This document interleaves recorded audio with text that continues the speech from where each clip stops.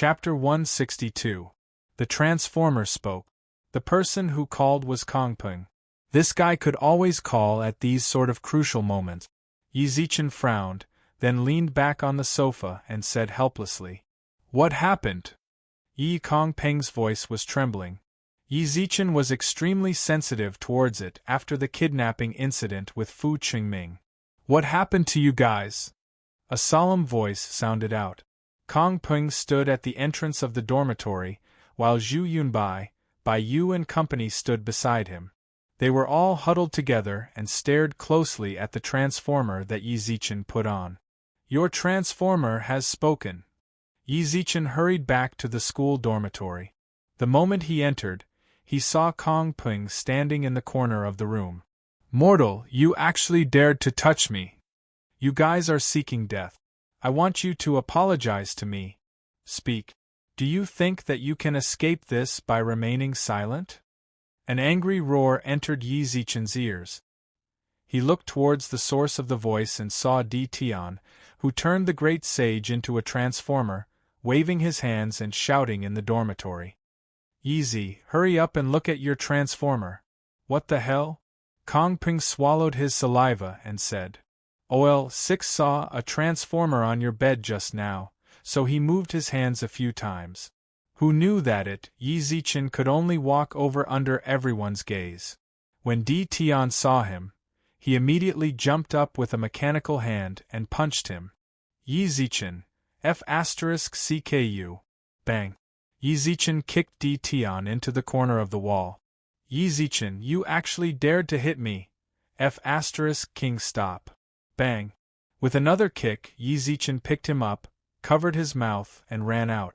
"You can't tell anyone about this, understand?" "Understood." Kongpeng and company nodded subconsciously. Yi Zichen licked his lips, then punched the transformer's stomach once more, causing it to cry out before leaving the dormitory. When Yi Zichen left with the transformer, everyone in the dormitory cursed simultaneously. "Mother****, am I still asleep?" That transformer really spoke. Within Yi Zichen's home, Third Fatty Jean squatted on the ground and curiously looked at Di Tian, who was standing on the ground. "How generous! Even Master might not be able to do such a thing," Yi Futian said. "Yi Zichen, shut the F***CK up." Clang. Di Tian, who had sent the transformer flying with a kick and crashed into the wall, slowly stood up from the ground. Not long after, a familiar curse rang out in the room. "Restrain him." "All right." Third Fatty Jean raised his hand to cover the transformer's mouth, then looked towards the great sage. "What are you talking about?" "Great sage, what's going on?" The great sage placed the waha on the coffee table and shrugged. "Isn't that normal? Old son, didn't kill him. His soul is still there. It can be said that he is still alive. Right now, this is just a form of him. However, he still has the ability to think and speak. Then how can we make him behave?" A transformer speaking would be considered a supernatural event in the modern world. Based on his relationship with his roommates, the news might not spread outside. However, if Di Tian continued to shout like this, then it would still be a problem. "There's no helping it. How about you talk to him?" The great sage shrugged helplessly. Yi Zichen couldn't help but roll his eyes when he saw his irresponsible look. There was nothing he could do. Since the great sage couldn't help but help, then he could only go and negotiate with Di Tian. "Let go." Third Fatty Jean let go. The moment he let go, Di Tian immediately jumped up and tried to hit Yi Zichen. Slap. Yi Zichen slapped Di Tian's head, then squatted in front of him and raised his eyebrows. "Who can you hit in your current state?" "Yi Zichen, just what kind of demonic technique did you use on this young master? Hurry up and change back for this young master. This young master can prevent you from dying." Slap. Yi Zichen slapped Di Tian onto the ground and raised his eyebrows. "Are you really stupid or are you pretending to be? Take a look at yourself, and you're still trying to negotiate with me? Have you heard of the ancient Chinese saying? When you're under someone else's roof, you have to lower your head. If you keep acting like this, I'll have to remove your arms and legs. With that, Yi Zichen reached out to dismantle the transformer's limbs. Wait a moment. Di Tian raised his hand to stop Yi Zichen. Yi Zichen also looked at Di Tian with an expression of "Let's continue. I think we can make a deal." What deal? Yi Zichen asked with interest. Turn me back and let me go. I won't trouble you when I return to the clan. Pa. What greeted Di Tian was another slap. Do you think I'm stupid? Isn't letting you go like releasing a tiger back into the mountains? Grandson, this young master is giving you a chance. If you don't let me go, my brother and father won't let you go. Di Tian raised his head and cursed. Third Fatty Jean furrowed his brows. Boss, is this the grandson of the Di family? Yi Zichen nodded. Who the F***ck are you calling grandson? Grandson. Di Tian jumped up and wanted to punch him, but Third Fatty Jean pressed him to the ground with a 5-finger mountain. Grandson, I am the third disciple of great Emperor Qingming. My name is Jin Zhu, and my Daoist title is San Pang. You F***king dare to curse Lord Fatty? Do you believe that Lord Fatty will annihilate your entire family? Di Tian was stunned. The rogue immortal family had naturally heard of great Emperor Qingming's name. But why would great Emperor Qingming's disciple come to the modern realm? I'm telling you, you better behave. My esteemed master has already contacted your family. They probably won't offend my esteemed master for you, so don't count on your brother and father to save you. Tisk, who are you trying to scare? Disdain flashed across Di Tian's eyes. Just because you say that you're great Emperor Qingming's successor? You don't believe me? Third Fatty Jean snorted coldly, then revealed his right arm. See for yourself. There was a deep blue mark of the 8 trigrams on Third Fatty Jean's right arm, which seemed to have 2 azure dragons coiling around it. That was a mark that only great Emperor Qingming's direct disciple would have. Just kill me. Both Yi Zichen and Third Fatty Jean were shocked by Di Tian's reply. They had thought that this grandson would kneel down and lick Di Tian after revealing the mark of great Emperor Qingming's direct disciple. They didn't expect him to have a backbone. Yi Zichen definitely couldn't kill him. The reason he wanted to keep him alive was because he would still be useful in the future. Yi Zichen's understanding of the hidden families in the modern realm could be considered as a blank piece of paper. Di Tian might be a breakthrough point. You have a backbone. Yi Zichen squinted his eyes and smiled. However, Di Tian snorted in disdain. Give Laozi a quick death. Chapter 163. Give Han Xiangzi a mobile phone in the blink of an eye. 3 days had passed. It's the great sage's signature, but great sage Sun's handwriting is so ugly. Xia Kiki giggled as she played with the card in her hand. Yi Zichen snuck a glance at the girl, then said, What do you think? Coco, aren't you curious at all? Curious about what? Xia Kiki broke into a smile and carefully placed the autograph in her pocket. Aren't you curious why a character from a fairy tale would appear in reality and even know me? You're talking about this. Xia Kiki was stunned for a moment, then smiled in realization. What's there to be curious about?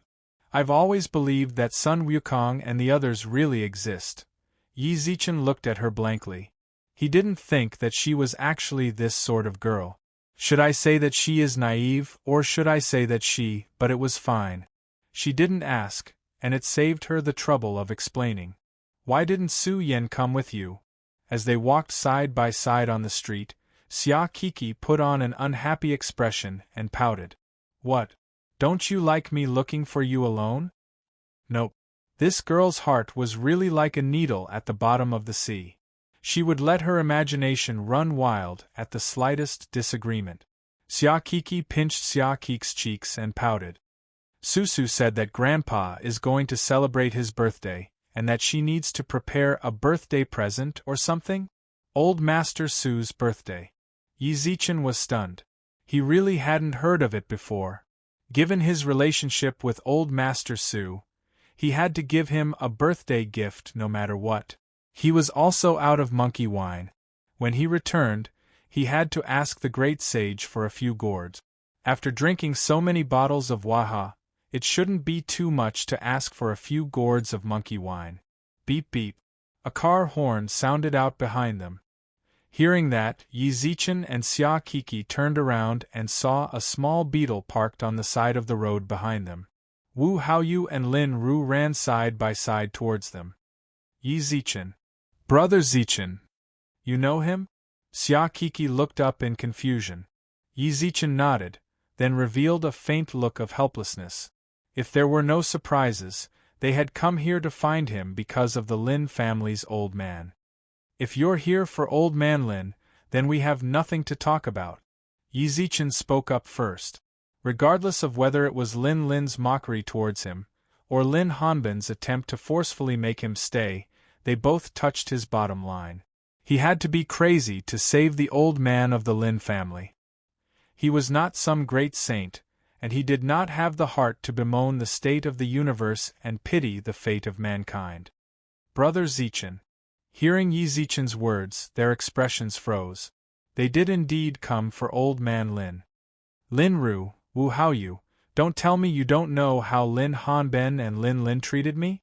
Yi Zichen frowned deeply. Lin Ru bit her lips, then said apologetically, Don't worry. Yi Zichen, I apologize to you on behalf of second uncle and my cousin. Their actions at that time were indeed extreme, but my grandfather is innocent. Old Master Lin is indeed innocent. Then you, but I'm innocent too. Yi Zichen pursed his lips and smiled, then put on a helpless expression. Yi Zichen. Lin Ru roared. All of a sudden, she shifted her gaze toward Xia Kiki and clenched her teeth. If you help treat my grandpa, then I won't tell Susu that you cheated outside. It could be said that Lin Ru was struggling a lot. She was the kind of person who hated evil. If it was before, when she saw Yi Zichen hanging out with other girls, she might have already slapped him to vent Su Yan's anger. However, for their family's old man, Yi Zichen, don't say that she has a normal relationship with you. Lin Ru's eyes were filled with deep suspicion. Hearing that, Yi Zichen shrugged helplessly. Lin Ru, why are you so cute? Lin Ru, why are you so cute, threatening me with this? I'm threatening you. Lin Ru bit her lips and frowned. Just go and save my grandpa. Yi Zichen couldn't help but say when he saw Lin Ru's pitiful look. Never mind, I don't want to ruin our relationship because of this. How about this, if you want me to save old man Lin, sure. Then let Lin Hanben and Lin Lin apologize in person. With that, he held Xia Kiki's hand and left in front of Lin Ru. Lin Ru clenched her teeth and continuously waved her fist as she watched him leave. That scum actually dared to betray Susu. I'm so mad. Lil Ru, the situation might not be what you think it is. Don't speak up for him. I thought he was a good person, I didn't think that. Lin Ru frowned. When I trick him over to treat my grandpa, then I'll definitely tell Susu to break up with him. Wu Haoyu smiled wryly on the side. At this moment, Lin Ru also took out her phone and shouted into the phone. Lin Lin, tell your dad that if he wants Yi Zichen to save Grandpa, then tell him to apologize in person with you. Not long after they walked out, Xia Kiki shrugged speechlessly. Who is that girl? Who is that girl?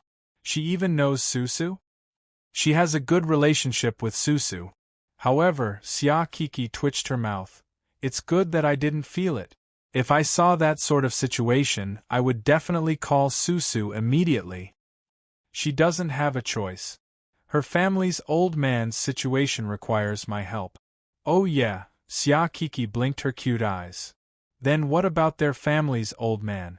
Ding dong. Before Yi Zichen could reply, his phone vibrated. Your intimacy level with Han Xiangzi increased by 50. Current intimacy level, 250. Yi Zichen raised his eyebrows. Intimacy level increased. It seems like my pickup skills are pretty good. Ding dong. Lu Dongbin, Celestial Sovereign, thank you, thank you. Yi Zichen was stunned. Why was Lu Dongbin looking for him? Shouldn't it be Han Xiangzi? Lu Dongbin, Celestial Sovereign, I'm Han Xiangzi. Yi Zichen smiled in relief when he saw the message. That's more like it. It seems like Brother Han and Immortal Lady, he are progressing pretty well. It's alright, at least you said what's on your mind. Immortal Lady she didn't explicitly refuse. It's good that she didn't refuse. Yi Zichen pursed his lips with a smile. Brother Han has to strike while the iron is hot. Great deity, what do you think I should do? Yi Zichen seemed to have become Han Xiangzi's backbone. There was no helping it. Their relationship that hadn't progressed for 1,000 years instantly changed after meeting Yi Zichen. This caused him to be unable to help but look at Yi Zichen in a different light. Yi Zichen did want to teach him the following steps, but he felt a bit awkward when he saw Lu Dongbin's profile picture on the phone. Why is Brother Han using Great Deity Lu's phone? AI, don't say it, Han Xiangzi blushed. I had an argument with Great Deity, so I smashed the phone. Then by one, Yi Zichen raised his eyebrows. Otherwise, it's not right for Brother Han to always use Great Deity Lu's phone to chat with me. Great Deity, don't you know that phones are rare in the heavenly court? I smashed one a while ago, I really can't afford it now. Rare thing. Yi Zichen raised his eyebrows and smiled. Chapter 164. The phone was just the first step. Yi Zichen ran over to a phone store to buy a smartphone, then sent it over to Han Xiangzi. Ding dong. Lu Dongbin has received your red envelope. Within the 8 Immortals' residence. Han Xiangzi's hands trembled as he looked at the phone Yi Zichen sent over. This phone was much prettier than the ones they bought in the heavenly court, especially since this great immortal actually gave them a phone. This was a black technology that could only be bought with the savings of the 8 Immortals. Immortal Sovereign, I really don't know. Han Xiangzi was so excited that he couldn't speak. Yi Zichen pursed his lips with a smile. Try to see if you can use it first. He did send the phone over, but he didn't know if the heavenly court's technology was the same as his. If it could be used, it might be another business opportunity. If it couldn't be used, then it would be a waste of time. Yi Zichen let Han Xiangzi familiarize himself with the phone, then put his phone back into his pocket. Only then did he see Xia Kiki tilting her head and blinking her bright eyes at him. You're chatting with Han Xiangzi? Yeah. Yi Zichen nodded non-committally. The reason why he didn't hide anything from Xia Kiki was because he didn't want to lie to them anymore.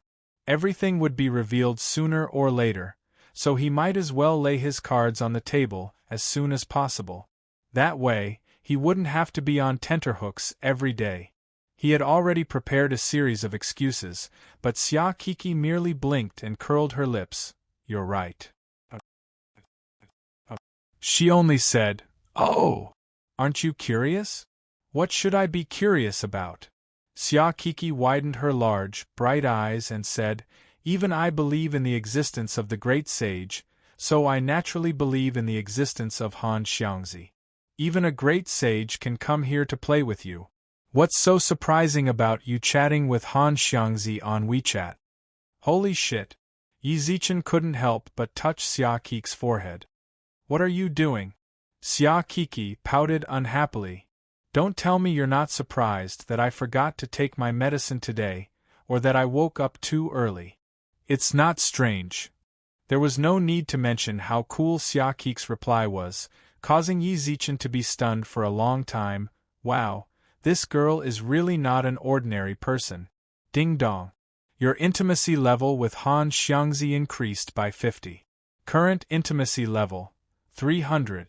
Not long after the news came out, Han Xiangzi's profile picture flashed. Han Xiangzi. Great deity, the phone can be used. He snapped his fingers. The cell phones here could actually be used in the heavenly court. From Han Xiangzi's words, one could tell that the cell phones in the heavenly court were ridiculously expensive, but it wasn't expensive here. High grade, mid grade, low grade. You can choose. It's good that you can use it. Help me spread the word in the heavenly court. I sell cell phones here. They are of good quality and cheap. Contact me if you need them. Then I want to buy the same phone for Celestial Ant. The moment Yi Zichen sent the phone over, Immortal Lady, he immediately said that she wanted it. Han Xiangzi couldn't wait for Immortal Lady He to ask him for a gift. He had already made up his mind, no matter how crazy Yi Zichen's price was, he had to get the phone. 200,000 cultivation experience. Black. Yi Zichen was walking further and further down the path of an unscrupulous businessman. A phone that was worth 2,000 was sold for 200,000 cultivation experience. That was 100 times the price. When he was selling snacks, he only increased the price by 10 times. Cultivation experience. Yi Zichen thought that he was rather black, but Han Xiangzi didn't think so. What deities like them, who had attained the Tao, lacked the least was cultivation experience. It could be said that cultivation experience was pretty much dispensable for them. Ding dong. Han Xiangzi directly sent the cultivation experience over without saying anything else. You received Han Xiangzi's red packet. Cultivation experience X 400,000. Han Xiangzi. Great deity needs cultivation experience. Could it be that you want to break through to the celestial position? We 8 immortals don't really need cultivation experience. Just pretend that I bought the last phone from you. Good brat. He really knows how to be a deity. Several 100,000 cultivation experience was sent over without even blinking. It seemed like the people in the heavenly court truly didn't care about cultivation experience.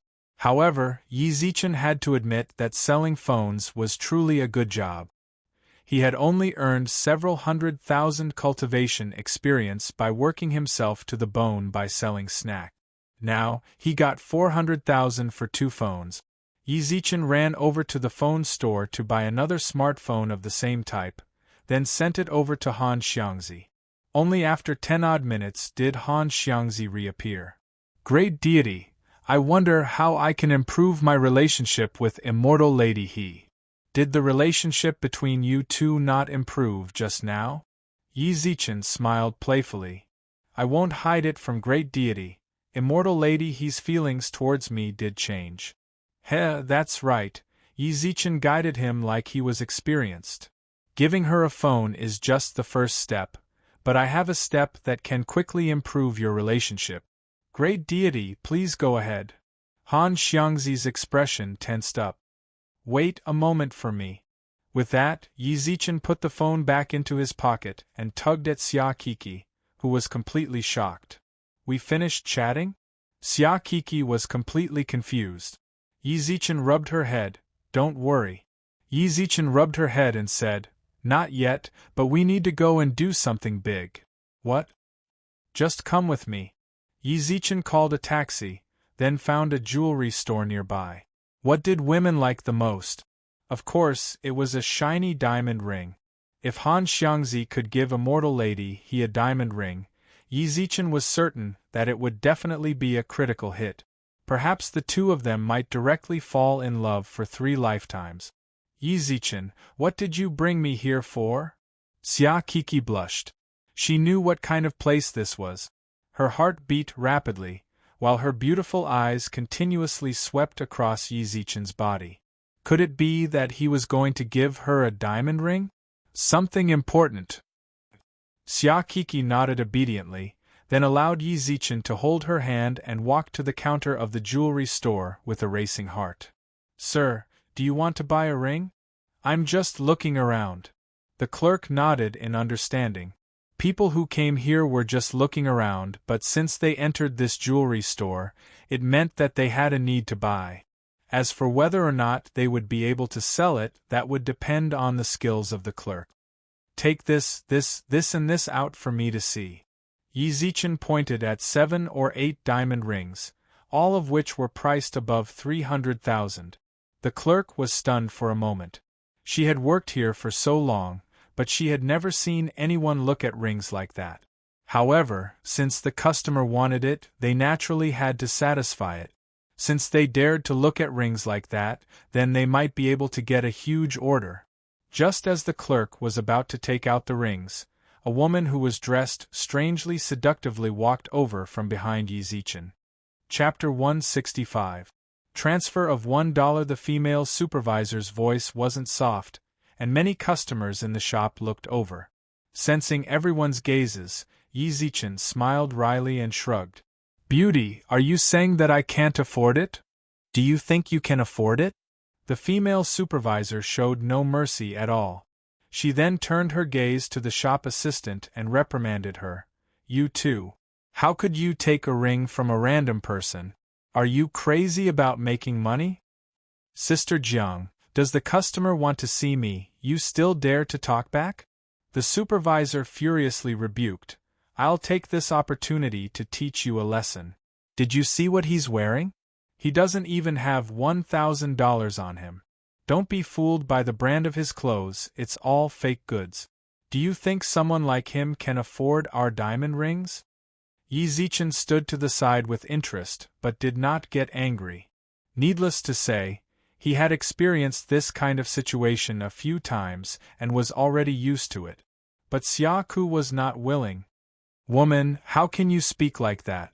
Is there anyone who looks down on people like that? Sister, it seems like you haven't graduated from university yet. The female supervisor looked at Xia Kik's young face and laughed softly. Why do you care if I graduated or not?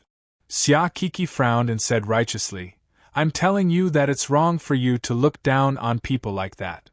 The female supervisor shook her head with a smile, while her disdain towards Yi Zichen became even more obvious. Sister, you are still young.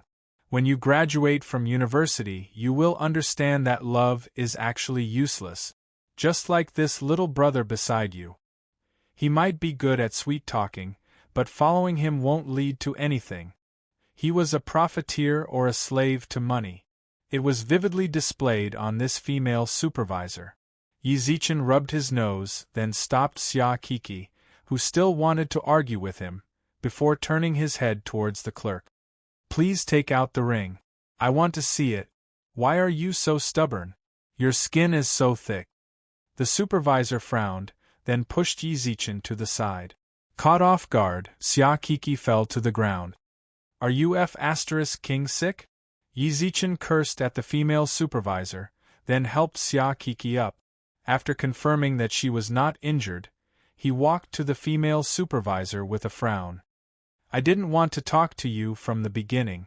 Don't push your luck. Apologize to Kiki and I'll pretend this never happened. Yo, you dare to scold me, security?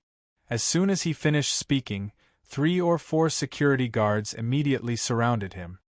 Throw him out for me. Yi Zichen licked his lips and revealed a playful smile as he looked at the security guards who were glaring at him.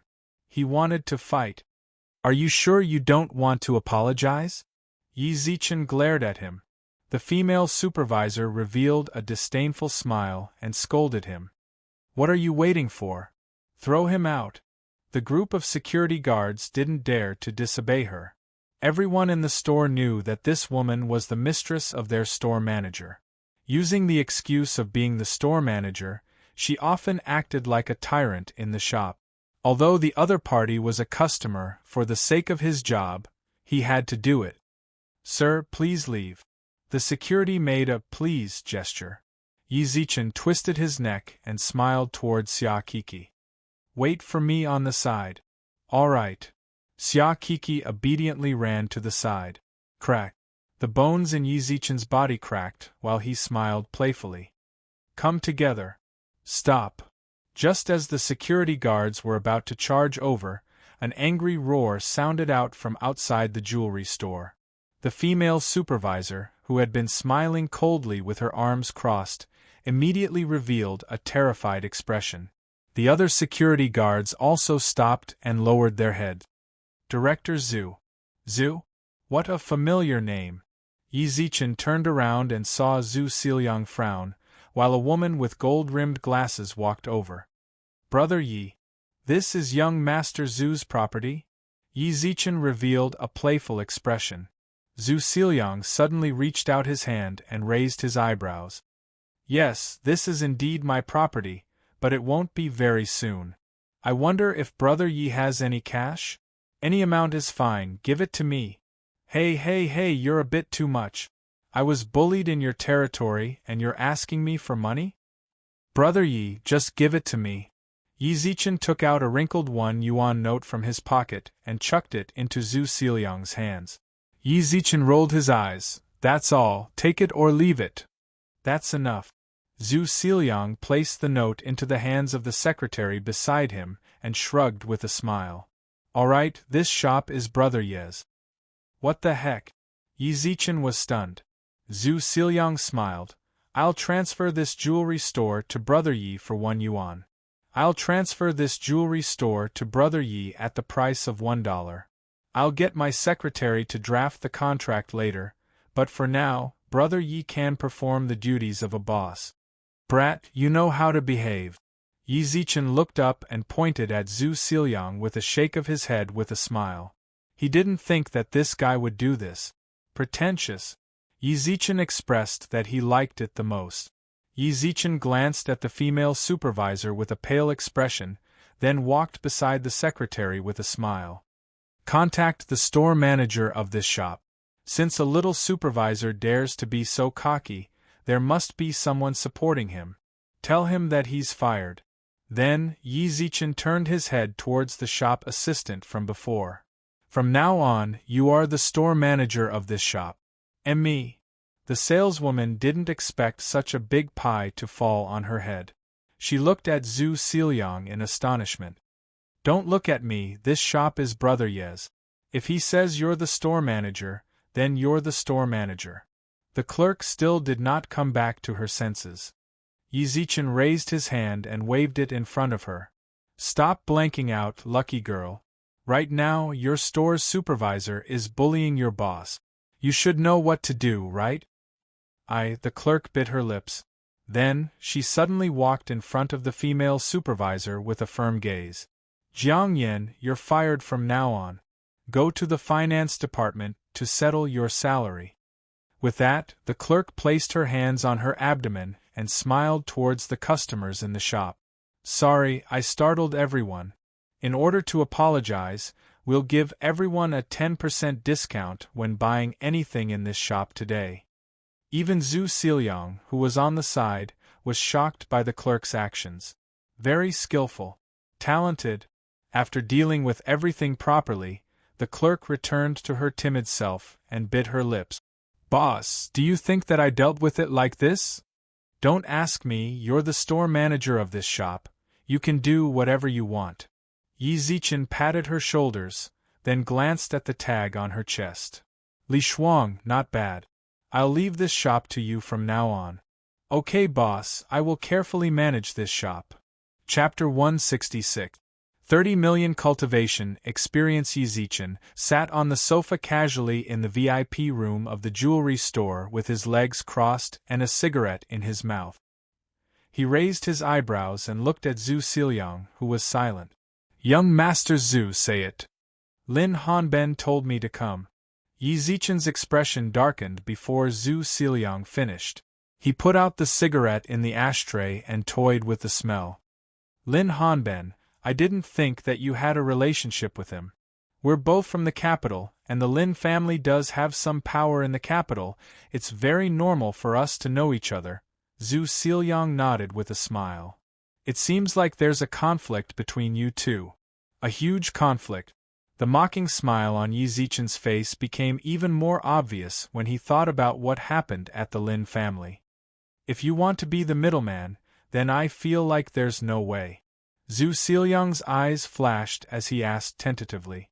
Zhu Xiaoliang's smile froze. Can you tell me the reason? Zhu Xiaoliang briefly explained what Lin Hanben and Lin Lin had done. Zhu Xiaoliang's mellow smile froze. Zhu Xiaoliang's warm smile froze. Since it's like that, then it seems like I've been used by Lin Hanben. A hint of anger could be seen on his face. It was clear that he was rather displeased with Lin Hanben. Yi Zichen shrugged helplessly, then pursed his lips with a smile. He's about the same as Yang Yusher's dad. They're both arrogant people. It's not too good to talk about Uncle Yang in front of me like that, right? Don't you think so? What a pity, I thought that we would think alike. Zhu Xiaoliang laughed softly and didn't reply. At this moment, Yi Zichen also stood up. If there's nothing else, then I'll be leaving. Wait a moment. Yi Zichen turned around in confusion. Zhu Xilyang walked towards him. Yusher wants to see you. Yi Zichen's unruly expression paused for a moment when he mentioned Yang Yusher. After a moment of hesitation, he pursed his lips and smiled. Never mind. But Yang, before Zhu Xilyang could say anything, Yi Zichen's phone suddenly rang. He quickly took out his phone and saw the message from Han Xiangzi. Only then did he remember that he still had business to attend to. Let's not talk anymore. Send my regards to Yang Yusher. I still have other things to do. With that, Yi Zichen hurriedly left the VIP room and replied to Han Xiangzi. Right away. Heavenly Court's 8 immortal abode. Han Xiangzi was truly too obedient. When Yi Zichen told him to wait, he just stared at his phone without leaving it for a single second. Ding dong. His phone vibrated. Han Xiangzi quickly stood up from the chair when he saw Yi Zichen's reply. All right. Yi Zichen walked in front of the counter after seeing Han Xiangzi's reply. Boss. Li Shuang was still wearing the clothes of a shop assistant. After Rong Shering became the store manager, the joy on her face and the faint domineering aura couldn't be concealed. She was very grateful to this benefactor. If it weren't for him, she might have to work as a shopping guide for a long time. Opportunities were always fleeting. This time, she had grasped it tightly. She would not let go even if she had to die. Take out the rings I mentioned earlier. Okay. A row of rings was placed on the counter. Xia Kiki, who was beside Yi Zichen, felt her heart jump out from the pressure. Is he going to buy it for me? Is he going to buy it for me?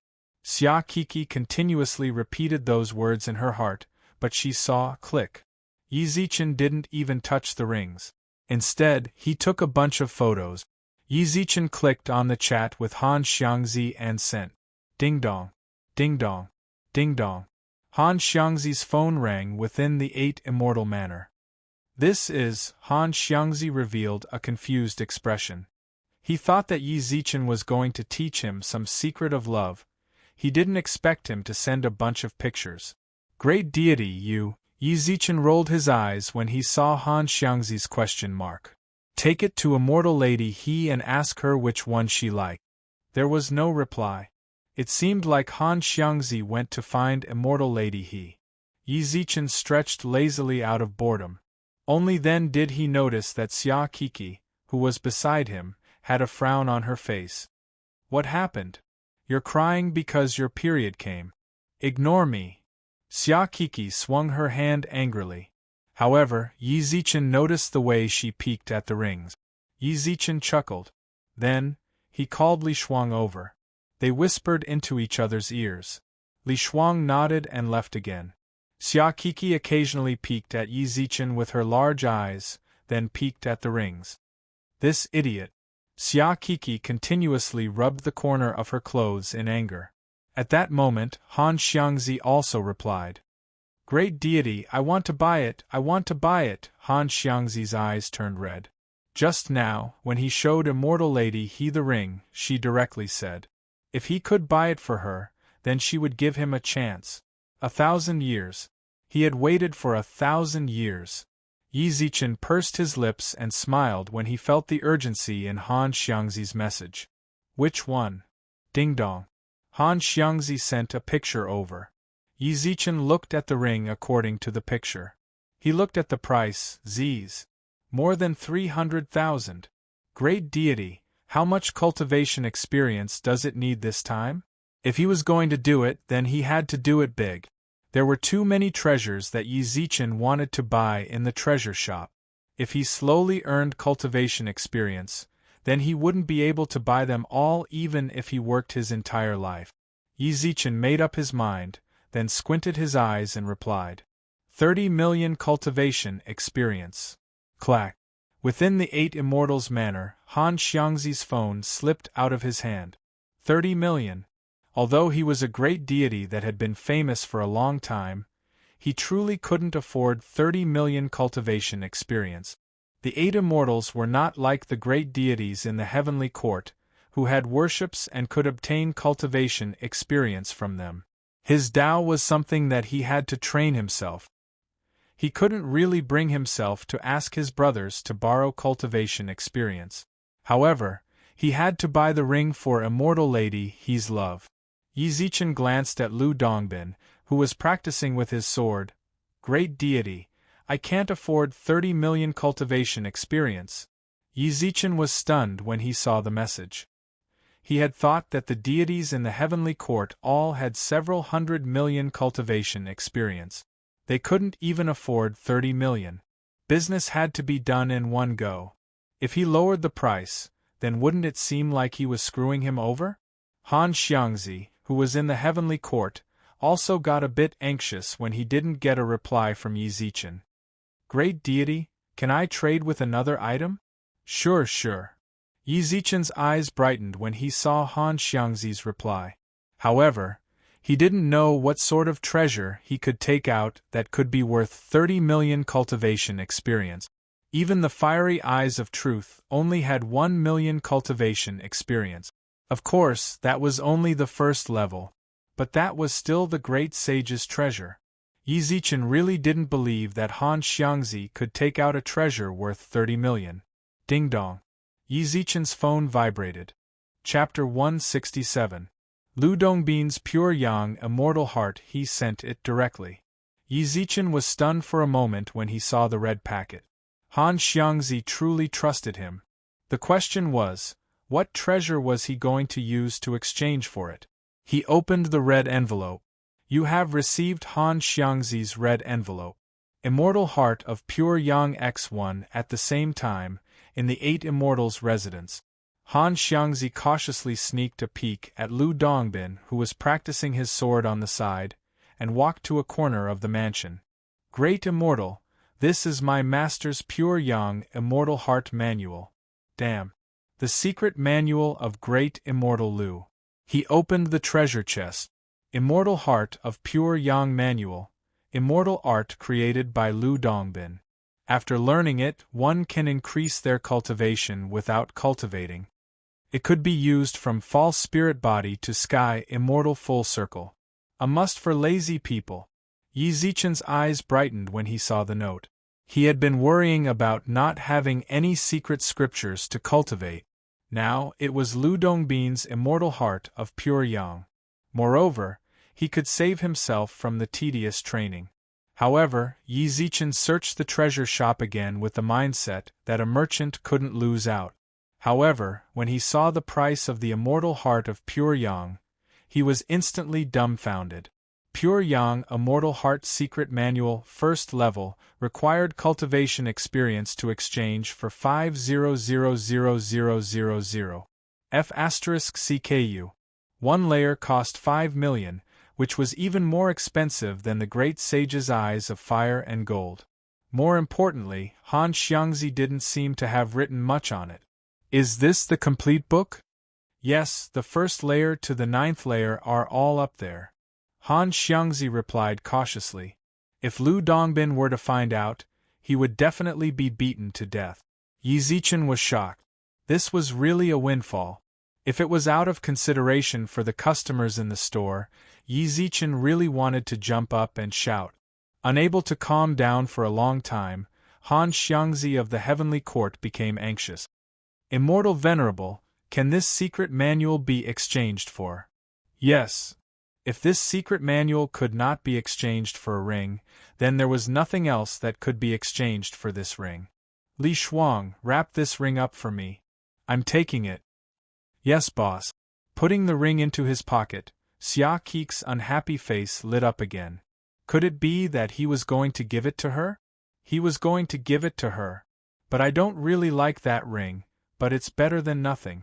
Xia Kik's heart raced once again, while she followed Yi Zichen out of the jewelry store with eyes filled with anticipation. Tyrant bro, that ring. After walking for a while, Xia Kiki couldn't help but ask. Hearing that, Yi Zichen was momentarily stunned. He looked at her expectant expression. You mean this ring? Well, what are you going to do? Xia Kik's heart raced as she waited for Yi Zichen to put it on her finger. It's for Han Xiangzi. With that, Yi Zichen took out his phone to scan. Ding dong. He sent it to Han Xiangzi. Swoosh. Xia Kik's face turned incomparably pale. She looked at the ring that disappeared from Yi Zichen's hand in a daze. It wasn't a ring for her. It wasn't a ring for her. It wasn't a ring for her. He muttered in his heart. Gradually, his anticipation turned into endless disappointment. A bitter smile spread across his face. Ha, I was thinking too much. Xia Kiki thought silently. However, at that very moment, a sparkling ring suddenly appeared in front of her. She looked up and saw Yi Zichen's smiling face, as well as the ring on his finger. It was the ring that she liked. Little fellow, do you think I can't tell what you're thinking? Yi Zichen rubbed her hair, causing Xia Kiki to suddenly cry tears of joy. Bad guy, you only know how to bully me. She continuously punched Yi Zichen's chest, while she bit her lips. She was truly disappointed just now. Don't cry. Yi Zichen wiped away the tears from the corner of Xia Kik's eyes, then raised her fair hand and put the ring on. It suits you very well. Xia Kiki looked at the ring on her finger and was unable to speak due to excitement. In the end, she could only jump into Yi Zichen's arms and cry, all right.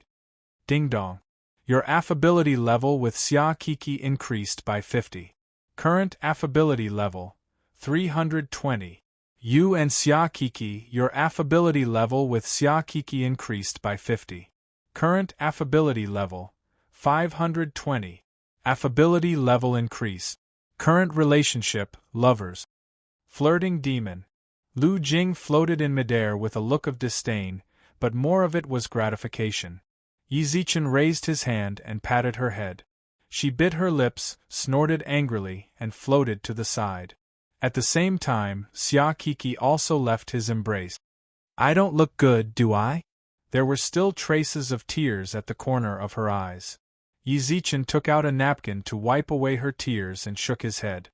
No, you've always been very pretty. Heh. I know I'm pretty. Xia Kiki sobbed as she looked up with her delicate face. She raised her hand towards the sunlight and looked at the sparkling ring. Then, she bit her lips, tiptoed and pecked Yi Zichen's lip. To reward you. Xia Kiki lowered her head and replied with a blush. Yi Zichen chuckled and grabbed her hand. This ring is very expensive, it's just a kiss.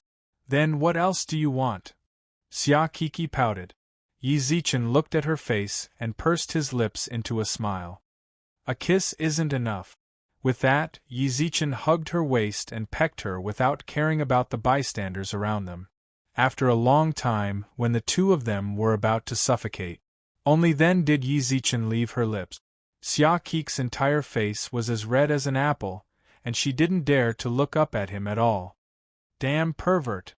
Lu Jing stood on the side with her hands on her waist. She had seen the entire scene of Yi Zichen and Xia Kik's passion. Yi Zichen rolled his eyes speechlessly. This girl was truly weird. Even though she called him a damn pervert, she would always watch from the side every single time it happened. Xiao Yumei was like that back then, and Xia Kiki was still like that now. Buzz, the phone in Yi Zichen's pocket rang. Yi Zichen took out his phone and looked at the caller ID. It's Su Yan. If you dare to tell Susu, then I'm going to beat you to death. Xia Kiki raised her fist. She was extremely embarrassed. I won't. Yi Zichen rubbed her head, then put the phone beside his ear. I'm with Kiki. How's the gift shopping going? Do you want us to go over and help you choose? I do want to see who dares to go into his shop to buy antique. If you mess around here, then I'm going to call the police. An angry curse sounded out from the phone, followed by a few more shouts and arguments. Yi Zichen raised his eyebrows when he heard the conversation. Su Yan, what happened over there? It's connected. A mutter sounded out from Su Yan's phone. Not long later, Yi Zichen heard her shout. Chapter 168. Big Boss Antique Street. Whether it was to find treasure or to pick up leftovers, there was always an endless stream of customers. In a simple and unadorned pawn shop, The puddle of black dog blood in front of the door gradually dried up under the sunlight. Beside the puddle of blood sat a red-haired youth wearing a sun hat. The youth's gaudy clothes and rat eyes made it obvious that he wasn't a good person. There was also a large sign beside him. On it were the words, "Unscrupulous Black Merchant." Lu Qianqian stood in front of the door with her hands on her hips and shouted angrily, "Are you going to leave or not? If not, I'm going to call the police." The red-haired youth's presence here affected her family's business too much. Her father wasn't in the shop, so as the owner's daughter, she had to take responsibility. "You want me to leave? Sure, but tell your boss to return that painting to me." "What painting? You've been yelling about that painting, but you can't tell me what it is." Lu Qianqian's face was filled with unconcealable anger. Lu Qianqian's pretty face was filled with unconcealable anger as she said, "I think you're deliberately looking for trouble." "Heh, so what if I'm purposely looking for trouble?" The red-haired youth stood up from the ground. He held the large sign with his right hand and looked greedily at Lu Qianqian. Licking his lips, the red-haired youth stretched out his hand. "Oh, I didn't notice, it's actually a beauty. Be more respectful." Su Yan knocked his hand away with her bag. The red-haired youth's gaze shifted. "It's actually two beauties. Why are you like this?" Lu Qianqian frowned anxiously. She had never encountered a situation like this before.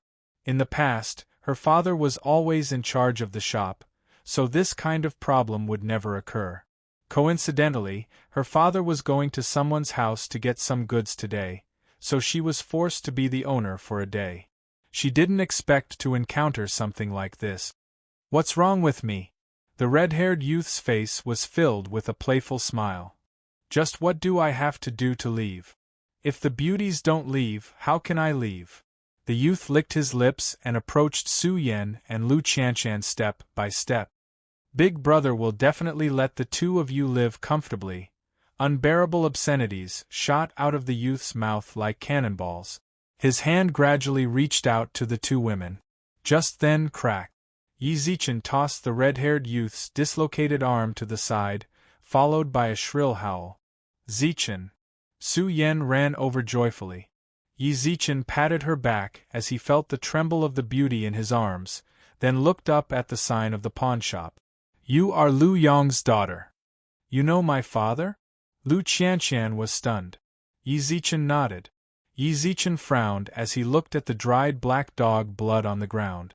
Although this was the era of faith and technology, this kind of black dog blood splashing on people's faces was still a big taboo for these merchants. "What's the situation?"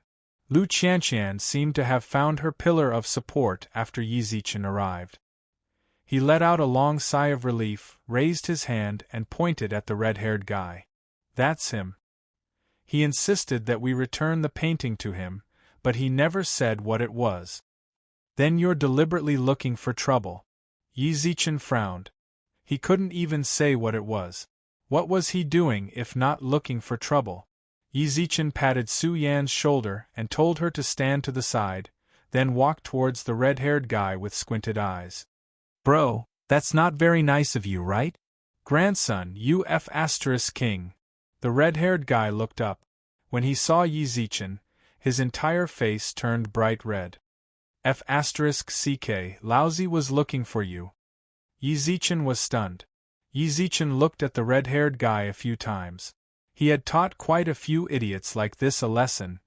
He couldn't even remember which one it was. "You were the one who bought that blue and white porcelain, right?"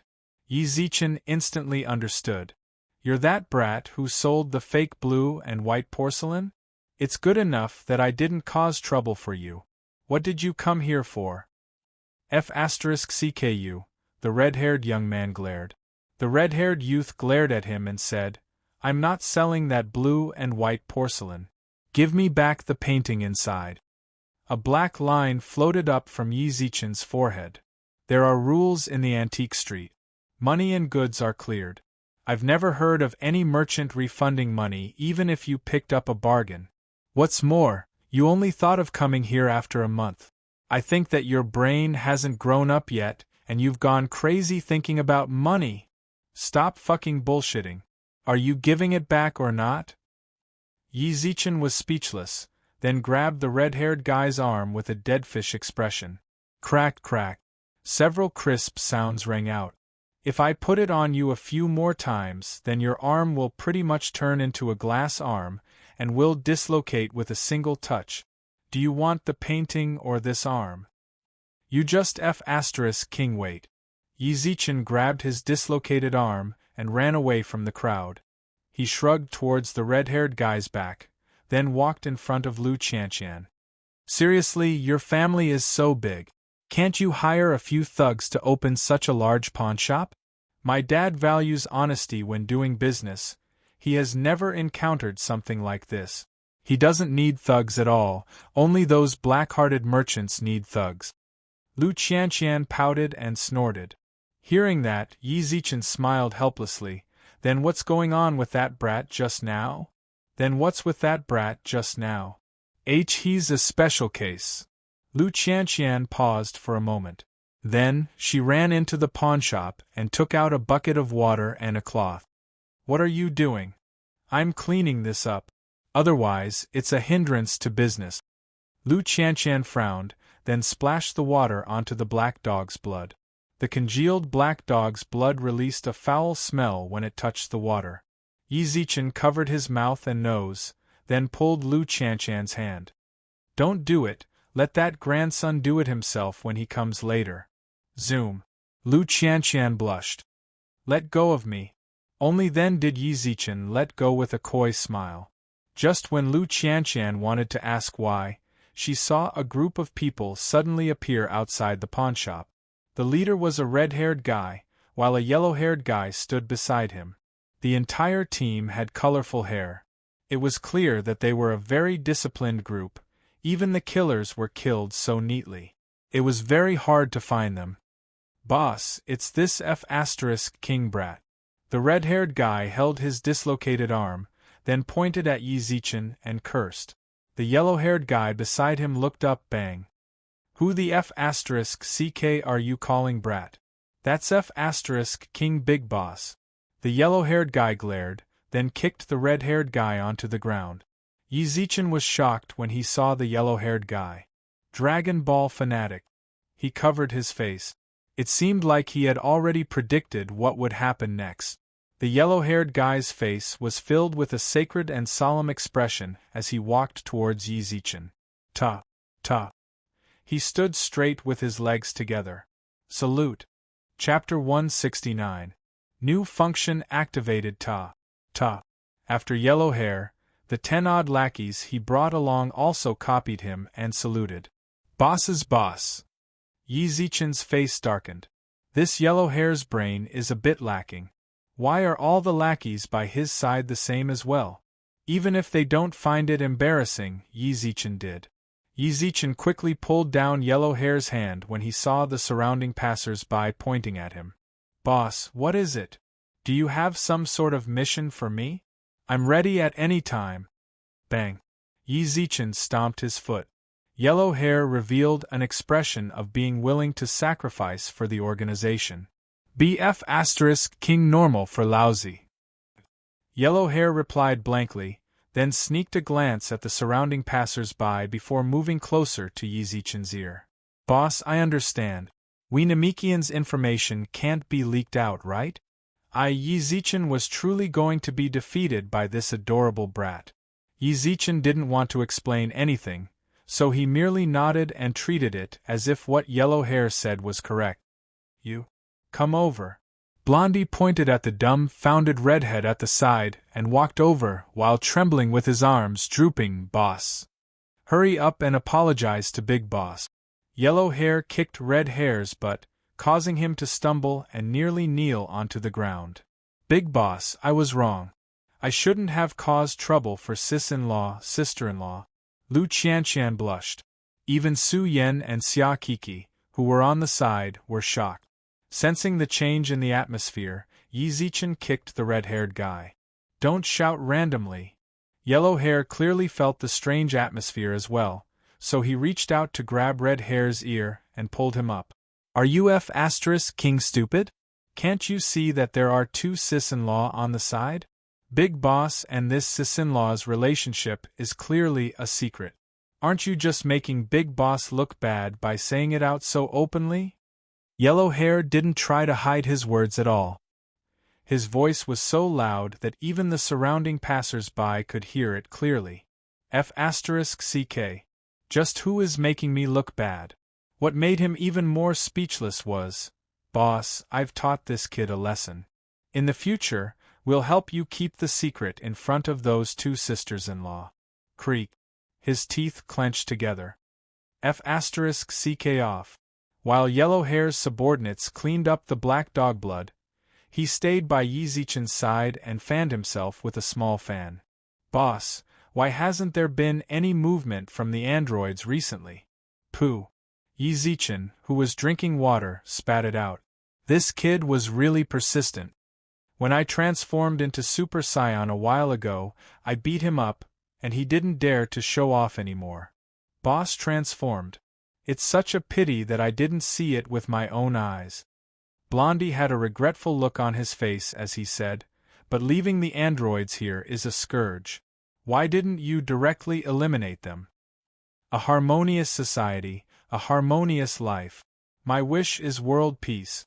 Boss's realm is truly not something we mortals can match. Yellow Hair flattered Yi Zichen exaggeratedly. Yi Zichen didn't want to say anything more about this brat's stupidity. Boss, it's done. Let me see. Yellow Hair placed the fan into his subordinate's hands, then carefully inspected the shop. At this moment, Lu Qianqian and company also walked over and bit their lip. Yi Zichen, thank you. At this moment, Red Hair also walked over with his head lowered and his arms drooped. Big Boss, stretch out your arm. Yi Zichen raised his arm. Crack. Yi Zichen put down Red Hair's arm, then stood up from the chair and swept his gaze across Yellow Hair and Red Hair. Although you cleaned up the shop, but, gulp. Red Hair gulped, while Yi Zichen turned his gaze towards Yellow Hair. You have quite a bit of face on this antique street, right? It's all right, I can make a living. Yellow Hair scratched his head and smiled coyly. Yellow Hair scratched his head and smiled coyly. Yi Zichen nodded. All right, then you guys can be free fighters for this pawn shop from now on. No problem. Yellow Hair replied without thinking. However, Lu Qianqian, who was on the side, was stunned. What? Why are you being so dumb? Yi Zichen raised his hand and knocked Lu Qianqian's head. There are all sorts of people on the antique street. If it's inconvenient for you guys to do it, then get them to do it. It doesn't even cost you money. So dumb. Yeah, we're doing it for free. Yellow Hair also agreed on the side. Slap. Yi Zichen slapped his head weakly. This Yellow Hair, amazing. Yi Zichen. At this moment, Su Yan walked over from the side with a smile, while wearing a ring on her finger. Yi Zichen glanced towards Xia Kiki. I didn't want to give it to Susu, she stole it. Xia Kiki revealed a troubled expression. Yi Zichen gulped. Hee. This ring is so pretty. Su Yan lifted her hand and looked at it. The ring shone under the sunlight, but Yi Zichen could feel from her face that. I'll buy it for you tomorrow. Really? Su Yan revealed a joyful expression. Yi Zichen couldn't help but nod like a chick pecking at grains when he thought about her weird look just now. Definitely. That's more like it. Su Yan smiled, then returned the ring back to Xia Kiki. Ding dong. Marriage string received. What's going on? Why did he get a marriage string? Su Yan and Xia Kiki all had a string with him? Could it be Lu Qianqian? Yi Zichen glanced at Lu Qianqian, who was on the side. From the looks of it, it didn't seem like it was a matchmaking. Yi Zichen clicked on the treasure chest. Marriage string. Possessor, Han Xiangzi. Possessed. Immortal Lady He. Current affability level, 50. Stunned. Yi Zichen was completely stunned. Ding dong. Han Xiangzi. Great deity, great news. Yi Zichen received a message from Han Xiangzi. Since he even received their marriage string, He naturally knew what the good news he was referring to was. Congrats, congrats, the lovers are finally together. Great deity knows about it? Han Xiangzi was stunned. His relationship with Immortal Lady, he had just been confirmed. He didn't even know about the 8 immortals living with him. How can you hide it from this sovereign? I know you want to share your joy with me, but hurry up and accompany Immortal Lady he. Alright, Celestial Sovereign, thank you so much. Ding dong. Your intimacy level with Immortal Lady, he increased by 100. Current intimacy level, 200. Intimacy level leveled up to trusted. Ding dong. A heavenly court couple was formed. Intimacy level reached trusted. The lovers are finally together. You obtained 10 reputation. Reputation mode activated. You obtained reputation plate X1. It has been stored in the treasure chest. A new function has been activated. Yi Zichen quickly took out his phone to check what exactly this reputation was. However, at that moment, Blackie, whose face was swollen, floated down from the sky while crying. Chapter 170. Reputation Board of the 3 Realms Peach Garden. Singing and dancing.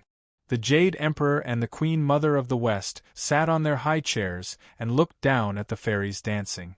Zzz. The eyes of the Jade Emperor, who was seated on the throne, suddenly flashed. Leave. Without any warning, the Jade Emperor waved his hand and chased the fairies away from the Peach Garden. Queen Mother of the West, who was by his side, looked at him in confusion and asked, "What is it?" The Jade Emperor didn't say anything. He reached forward with his right hand and an Emperor board fell from the sky. Reputation Board of the 3 Realms. The 5 golden words were printed at the top of the Emperor board, and below it was the reputation ranking of the immortals. The first was Amitabha from the Pure Land of Ultimate Bliss, with a reputation of 127,456. The second was the Jade Emperor, with a reputation of 35,427. The third was the Great Sacred Emperor equaling Heaven of the Underworld, with a reputation of 27,968. The second was Shakyamuni Buddha of the Western Buddhist realm, with a reputation of 26,473. What is it? Why did you bring out the reputation board? The Queen Mother was confused, but the Jade Emperor didn't say anything and kept looking down. The 5th place on the board was just under 10,000 reputation. It was even more pitiful after that, until he saw the last place on the board. Only Idealism, reputation 1. The Queen Mother of the West also noticed the person who was sitting at the end of the table. Summon Tai Bai. 10 minutes later, Tai Bai Jinxing rushed in with a horsetail whisk. Jade Emperor, you were looking for me? When he saw the reputation board of the 3 realms in the sky, he was shocked. The board's meaning was not small. The Jade Emperor brought it out and even sent him here. There's a new person on the reputation board of the 3 realms, do you know? This, Tai Bai Jinxing was startled and shook his head. I don't know. Does that mean it's not someone from the heavenly court? The Jade Emperor frowned even more. Below, Tai Bai Jinxing hurriedly said, that might not be the case. Perhaps someone has entered the ranking and hasn't reported it yet. Go check. Yes. Tai Bai Jinxing nodded slightly and flew away from the Immortality Peach Garden with his horsetail whisk in hand. After Tai Bai left, Queen Mother of the West said softly, "What's strange about it?" Very strange. The Jade Emperor waved his hand and put away the reputation ranking of the 3 realms. What's so strange about it? The reputation leaderboard of the 3 realms hasn't had any newcomers in the past 1,000 years. Those on the leaderboard are usually the major powers of the heavenly courts, underworld, or the itinerant immortal lineage. Gaining prestige is even more difficult. Let's not talk about me, let's talk about you. We've lived for hundreds of thousands of years, but your prestige is only a few dozen. Just because no one has entered the list for 1,000 years doesn't mean that no one will. Is it worth it for you to be so serious? The Queen Mother frowned. The Jade Emperor shook his head and sighed. You don't understand. After 1,000 days, the prestige assembly of the three realms would begin again. He didn't enter the ranking earlier or later, but he just had to enter the ranking now. How could he not be worried? It would be fine if they were from the heavenly court, but if they were from the other two realms, you are too sensitive. The Queen Mother walked down from her chair, raised her hand and lightly rubbed the Jade Emperor's shoulder. No matter who the newcomer is, his prestige is only at 1. He is ranked at the bottom of the leaderboard. As the Jade Emperor of the Heavenly Court, your prestige is only second to Amitabha. No matter who the newcomer is, he will not be able to affect the three realms meeting in 1,000 days. If he wants the positions of the three realms to be reshuffled, he must at least be in the top 10. You are worrying too much. Maybe he really is confused by the situation. After hearing what the Queen Mother of the West said, the Jade Emperor's nervousness was suddenly relieved. That's right. No matter what, he is still the Jade Emperor who is ranked second. The newcomer will not affect him at all. If you have the time, why don't you go and manage our heavenly court? What is it? The Jade Emperor was startled. Recently, other than the morning meetings, he hasn't been managing the heavenly court's matters. Our heavenly court suddenly had some weird food and drinks that have no effect on us but are extremely delicious. Some of them are even harmful to the human body. Oh? Who did it? It seems to be you, Lao. The Jade Emperor suddenly laughed when he heard the name. That geezer always does weird things. Let's not worry about it. You said it yourself. Those food are not nutritious but delicious. Let's just let them eat it. As for harming the human body, we are all immortals. As soon as he finished speaking, the Jade Emperor did not pay any more attention to this. His attention was once again focused on idealism. At the same time, the underworld, within a dark palace, the great sacred emperor equaling heaven also had a huge ranking board floating in front of him like the Jade Emperor. It was the reputation leaderboard of the three realms. More importantly, his gaze was also on only idealism, who was at the bottom of the list. A newcomer, only idealism. I wonder which realm's expert is he from? With a light laugh, he put away the leaderboard and disappeared into the darkness. Immortal region. The 3 sovereigns and 5 emperors, as well as the immortal region's 3 celestial sovereigns, were all sitting in an immortal palace. Fushi, who do you think this only idealism is? Swearin was wearing beast skin clothes. Fushi shook his head. Father, I can't divine who this person is. Senior Swearin, Senior Fushi, I don't think who this only idealism is has much to do with us. Yao pursed his lips and smiled. If we're talking about trouble, it should be the Heavenly Court's Jade Emperor. The Heavenly Court hasn't changed in hundreds of thousands of years, and the underworld is eyeing the conference of the 3 realms. Yao is right, Shun nodded. Our immortal region has always been neutral and detached from the underworld and Heavenly Court. This doesn't have much of an impact on us. That's right. Let's not worry about nothing. Shino shook his head and put away the reputation leaderboard. Just who this only idealism is. Let him be. Our immortal region will continue to live freely like the immortal region. Alright, then let's not worry about it. Right, is there any news of the Yellow Emperor's reincarnation? Fushi nodded and looked towards the 3 celestial sovereigns. There's no news of the Yellow Emperor's reincarnation. The 3 celestial sovereigns shook their heads. Only Great Emperor Qingming's expression changed, but he still shook his head like the other 2 celestial sovereigns. Unfortunately, we need to increase our efforts. Although our immortal region is transcendent, our strength is especially weak. The Yellow Emperor's 9 reincarnations will definitely obtain the position of Immortal King. This is especially important to our immortal region. At this moment, Great Emperor Qingming raised his head, wanting to say something but hesitating. Qingming, do you have anything to say? No. Great Emperor Qingming shook his head. Then let's stop here. Fushi's gaze swept across the people in the immortal estate. Father and I will be traveling for a while. During this time, we will pay attention to the Yellow Emperor's reincarnation. The same goes for all of you. Find the Yellow Emperor as soon as possible and protect him. Understood? Shao. Chapter 171. Monkey Monkey Burp. The great sage staggered to his feet from where he'd been sitting. He grabbed Yi Zichen's shoulder and shook his head. I can't, brother. Old son, can't eat anymore. How can you do that? There's still a whole warehouse of goods waiting for the great sage to eat. How can you just say that you can't eat anymore?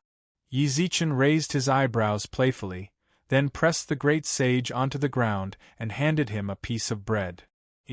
Eat as much as you can. Didn't you secretly leave a clone here to eat? I've already given you a chance to eat, why are you still saying that you can't eat? Needless to say, he was speechless. When Blackie had asked him to go back to the supermarket, he had seen the great sage eating happily on the ground. Zhuge Kongming floated in midair. From Dahe's words, he had tried to run out and tell on the great sage several times, but he had been beaten up by him. If he hadn't eaten in the basement, he might not have been able to snitch on him. When he saw Yi Zichen arrive, the great sage acted as if he were a dead pig that wasn't afraid of boiling water. Yi Zichen wasn't angry. If he liked to eat, then let him eat to his heart's content. Burp. Half lying on the ground, the great sage burped again. Looking at the mountain of food bags and empty bottles in the supermarket, these were all his spoils of war. More importantly, this was only a small portion. Yi Zichen and Zhuge Kongming cleaned up the rest. Brother, old son, really can't eat anymore. Old son, know my mistake. I won't steal food anymore.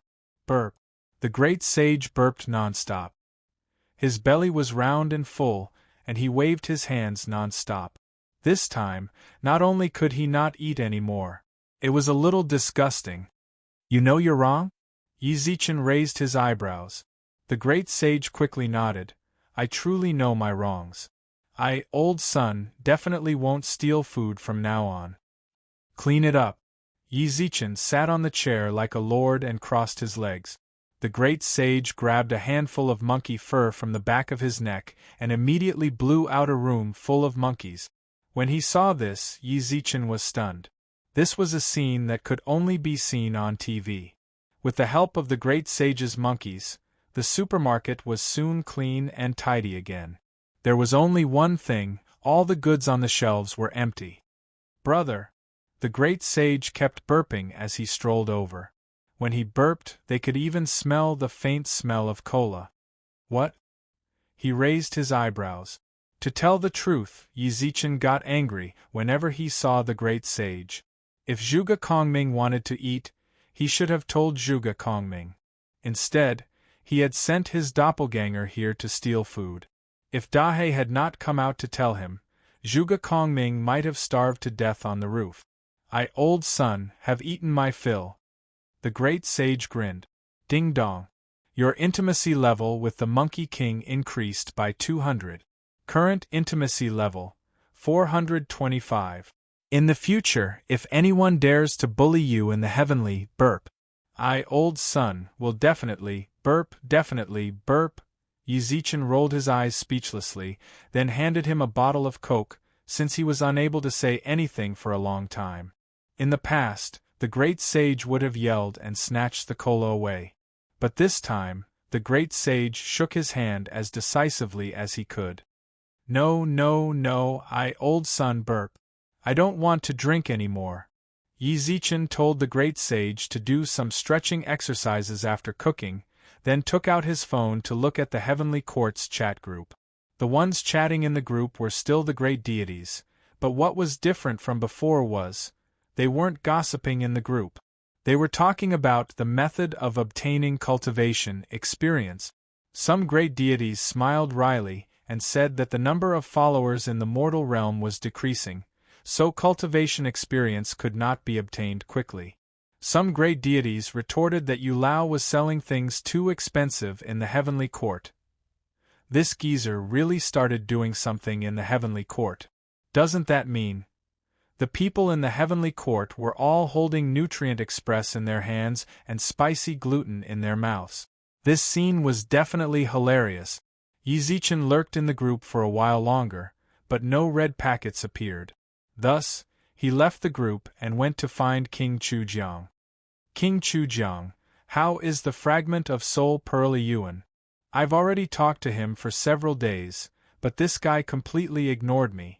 At the Yama Palace in the underworld, King Chujiang's phone, who was listening to a tune, rang. He took a look at the message. TSK, a mere mortal. After Yi Zichen saved King Qingguang, King Chujiang went around White Impermanence and sent Oxhead and Horseface to the mortal realm to investigate. The result was Yi Zichen was indeed a mortal. Although Yi Zichen's identity was unknown, as one of the 10 Yama kings, how could King Chujiang care about a mortal? Ignore him. He swiped the message to the right. If it wasn't because Yi Zichen was related to Erlang Shen in the heavenly court, he might have deleted Yi Zichen from his friend list. F***CK, what's up with this grandson? Yi Zichen squinted his eyes. This isn't right. According to King Chujiang and King Qingguang's behavior that day, they should have instantly replied when he sent them a message. Great Sage. Old son, is here. The great sage truly ate too much, so he continuously walked in circles in the supermarket. Help me with something. Hey, say it. The great sage felt a bit bad after eating so many of Yi Zichen's treasures. If there was anything he could help with, then he naturally wouldn't refuse. King Chujiang promised me a while ago that he would give me the fragment of soul Pearly Yuan in the underworld, but ever since I went to find him, he ignored me. Old son, know that you need soul Pearly Yuan, but there's only one piece in the underworld. I have 5 pieces in my hand. With that, Yi Zichen took out the 5 fragments of soul Pearly Yuan. The fragments were in 5 different colors, and were extremely eye-catching. Big brother Yi, what is this? Zhuge Kongming also walked over with his eyes wide open. Speaking of which, this little fellow was the same as Xia Kiki. He wasn't surprised that the great sage would appear in the modern realm at all. It was as if everything was natural from his perspective. This is a celestial artifact. Do you understand celestial artifact? No. Zhuge Kongming shook his head. The great sage beside him was also surprised. The great sage also had a look of surprise. Bro, you actually have 5 fragments of soul Pearly Yuan. Your luck is truly heaven-defying. Great immortals of the celestial court had once deliberately searched for it, but no matter who it was, they all returned empty-handed. Great deities in the heavenly court had once intentionally searched for it, but no matter who it was, they all returned with nothing. When Yi Zichen looked at the broken phone, he felt sorry for it. In his heart, he swore to himself that he would definitely give the great sage a new one soon. King Chujiang of the underworld, right? Old son, want to chat with him. With that, the great sage searched for King Chujiang from his contacts. Hey, are you there? Hurry up and reply to me, old Sunday, ding-dong. King Chujiang's phone rang once again in the underworld palace. He frowned. Is this mortal done yet? King Chujiang cursed in annoyance, then picked up the phone. When he saw the flashing profile on it, bang. King Chujiang, who was sitting on the throne, instantly slid onto the floor with a look of terror, while the surrounding maids quickly floated him up. Chapter 172. A Nightmare of Hell. How is it? Did you reply? Yi Zichen moved over. The great sage scratched his face when he saw that there was no reply. How dare you ignore me, old son? In his opinion, King Chujiang should have instantly replied after receiving his message. It had been almost a minute, and there was still no reply. He had lost face in front of his brothers. King Chujiang, old son, am looking for you. King Chujiang, who had just stood up, trembled when he heard his phone vibrate. The memory of the monkey wreaking havoc in the netherworld was still vivid in his mind. Great sage! King Chujiang swallowed his saliva and replied carefully. Buzz, his phone vibrated. The great sage grinned. We're back. Damn. As expected, he was intentionally avoiding me. Yi Zichen cursed inwardly, then turned to the great sage. Ask him why he didn't reply to me. Swoosh. He tapped on the screen and sent a message over. Why are you ignoring my brother? Brother. King Chujiang, who was sitting in King Yama's palace, was stunned. Great sage brother, canopy marshal? Marshal Tian Peng did not look for little deity. Yi Zichen couldn't help but think highly of the great sage when he saw King Chujiang's reply. His attitude was really low. Back then, when King Chujiang was chatting with him, he even said, this king. It's not that idiot. I, brother son, am idealism, boom. King Chujiang's scalp went numb. Idealism? Wasn't he just a mortal? How could he be brothers with this monkey? Erlang Shen was also his brother, Monkey was also his brother. What the hell was this person doing? Cold sweat flowed down King Chujiang's forehead. King Chujiang did not reply to the great sage's message for a long time, so Yi Zichen also sent him a message. King Chujiang. I'm here. He replied within seconds. This efficiency, the reputation of the great sage, was truly extraordinary. Yi Zichen gave the great sage a look to signal him to ignore King Chujiang, then sent him another WeChat message. How's the fragment of soul Pearl Yuan? Gulp. To be honest, King Chujiang didn't say it at all. This Ksitigarbha Bodhisattva isn't in hell for the time being. He's out traveling. Bullshit. The great sage suddenly snatched Yi Zichen's phone and cursed. Ksitigarbha Bodhisattva is going to guard the cycle of reincarnation in the underworld forever. You actually dared to lie to I, old sons bro. I, old son, think you're asking for a beating. Humph.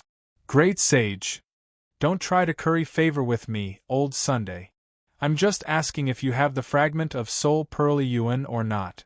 Great sage, please give me some time. I'll contact the 10 Yama kings and ask Ksitigarbha Bodhisattva for it. Please don't be angry, great sage. I, old son, will give you 3 days. If you don't, humph, I wouldn't dare. Great sage, not bad. Yi Zichen raised his eyebrows and smiled after receiving the phone. Are the 10 Yama kings of the underworld afraid of me, old son? Back in the day, open the stubble. The great sage began to talk about his glorious achievements, but at the same time, in King Chujiang's Yama palace. Go, find the other 9 Yama kings as soon as possible. King Qingguang, King Chujiang, King Songdi, King Wuguan, King Yanluo, King Pingdeng, King Taishan, King Dushi, King Bianqing, and King Zhuanluan. The 10 Yama kings gathered together. Everyone frowned, since they had all received the news from King Chujiang. This monkey is not to be messed with, King Yama gulped. King Yanluo swallowed a mouthful of saliva. Back then, when Sun Wukong wreaked havoc in the underworld, it was in his hall. Everyone knows that the great sage is not to be messed with, but even Bodhisattva might not hand over the fragment of soul Pearl Yuan. King Zhuanluan shook his head with a sigh. Everyone knew how precious the fragment of soul Pearl Yuan was. How could he hand it over so easily? The first thing we need to do is to calm that monkey down. Secondly, we cannot offend that master. King Qingguang frowned. King Qingguang frowned and said, that expert knows the monkey and Erlang Shen. His status is too mysterious. Big brother is right. The other Yama kings nodded. As for the fragment of soul Pearl Yuan, King Qingguang licked his lips and squinted his eyes. Bodhisattva is a benevolent person. Although the fragment is precious in our eyes, it doesn't mean that it is precious in Bodhisattva's eyes. If we tell Bodhisattva the reason, he might hand it over to us. Then I'll go talk to Bodhisattva. King Chujiang. Yes. King Chujiang stood up like a primary school student who heard his teacher call his name. There was no helping it, he was too nervous. He couldn't help it when he met the monkey. The moment he doesn't say anything, he might just come to the underworld and cause a ruckus. You go and calm the monkey down, me? King Chujiang's face turned pale. Communicating with that fiend was like stuffing his head into a crocodile's mouth. That's you. What are you afraid of? You don't even have the guts as one of the 10 Yama kings? King Qingguang frowned. There's also that master. Isn't White Impermanence rather close to him? You guys go and give White Impermanence some benefits later, and get him to put in some good words for us in front of that master. Everyone nodded. All right, then let's do it. The great sage was unable to stop himself from speaking. From the underworld to the heavenly court, then to the western paradise to obtain scriptures and become a true Buddha, Yi Zichen had seen all of this in Journey to the West, so he didn't have much anticipation. On the other hand, Zhuge Kongming, who was on the side, moved over a small stool and listened attentively. 2 whole points. Only then did he stop. It was already dark outside. Yi Zichen glanced at the sky and said softly. Yi Zichen looked at the sky and said softly, Great Sage, is your clone returning to your main body, or staying here? I, old son, will go with you. Although Yi Zichen was reluctant to leave this secret place, he did feel a bit disgusted. Yi Zichen nodded, then patted Zhuge Kongming's shoulder. Older brother's going back. Stay here properly. No problem. Zhuge Kongming nodded with a smile, then reminded Yi Zichen to lock the door before leaving the supermarket. Welcome home, boss. Third Fatty Jean bowed towards the door in a pair of shorts, while his upper body was bare. This brat's bootlicking skills were definitely top-notch. Yi Zichen couldn't help but admire that. Yi Zichen even suspected that the reason he was able to become Great Emperor Qingming's disciple was because he got comfortable with bootlicking, which was why Great Emperor Qingming accepted him. Boss, are you going to take a shower or get ready to sleep? Sleep. Then. Third Fatty Jean suddenly blushed, then revealed a coy expression. Do you need me, Fatty, to sleep with you? My daisy is always blooming for boss, King CK off. Yi Zichen kicked Third Fatty Jean to the side of the tea table in the living room. When Third Fatty Jean laid down on the tea table, he directly laid on top of it and shouted, Always ready. Yi Zichen cursed a few times, then rolled his eyes and returned to the bedroom. On the screen, White Impermanence had sent him a few messages, including a red packet. You received White Impermanence's red packet. Soul Binding Lock X1. Heaven and Earth Merits X 50,000. Why did she send a gift without saying anything? Yi Zichen clicked open the Inyang box. Soul Binding Lock. Able to pull out the soul from a person's body. It is suitable for any soul. Chapter 173. Immortal Heart of Pure Yang level up at the underworld. White Impermanence swung her legs as she laid on the bed, while thinking about Yi Zichen. A mere mortal was able to communicate with people from the heavenly court and the underworld. Even the 10 Yama kings, who she thought to be unreachable, had to treat him with respect. Just who is he? White Impermanence's thoughts ran wild. Buzz. Her phone vibrated. The screen showed that the red packet had been received. White Impermanence turned around and laid on the bed, then sent a message. Yi Zichen. At that moment, Yi Zichen was completely confused by the 2 red packets. Forget about the heaven and earth merits, that thing should be something similar to cultivation experience. But what the hell was this soul binding lock? I'm here, what the hell did you send me? Yama King gave it to me, but they seem to want to apologize to you through me. I thought about it, then gave it all to you. Yi Zichen was completely confused. These might be very good things, but they were all useless to Yi Zichen.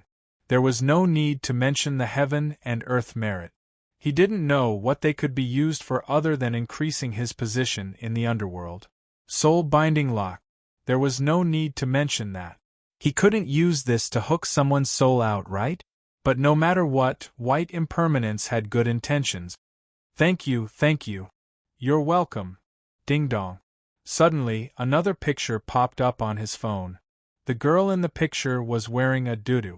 That figure was truly amazing. It's so boring tonight. Ugh. Yi Zichen nearly coughed up blood. What's wrong with White Impermanence? It is indeed boring, but I'm going to rest. Tell that Yama King to hurry up and give me the fragment of Soul Pearl Yuan. Otherwise, I'm fine, but the great sage will be very unhappy.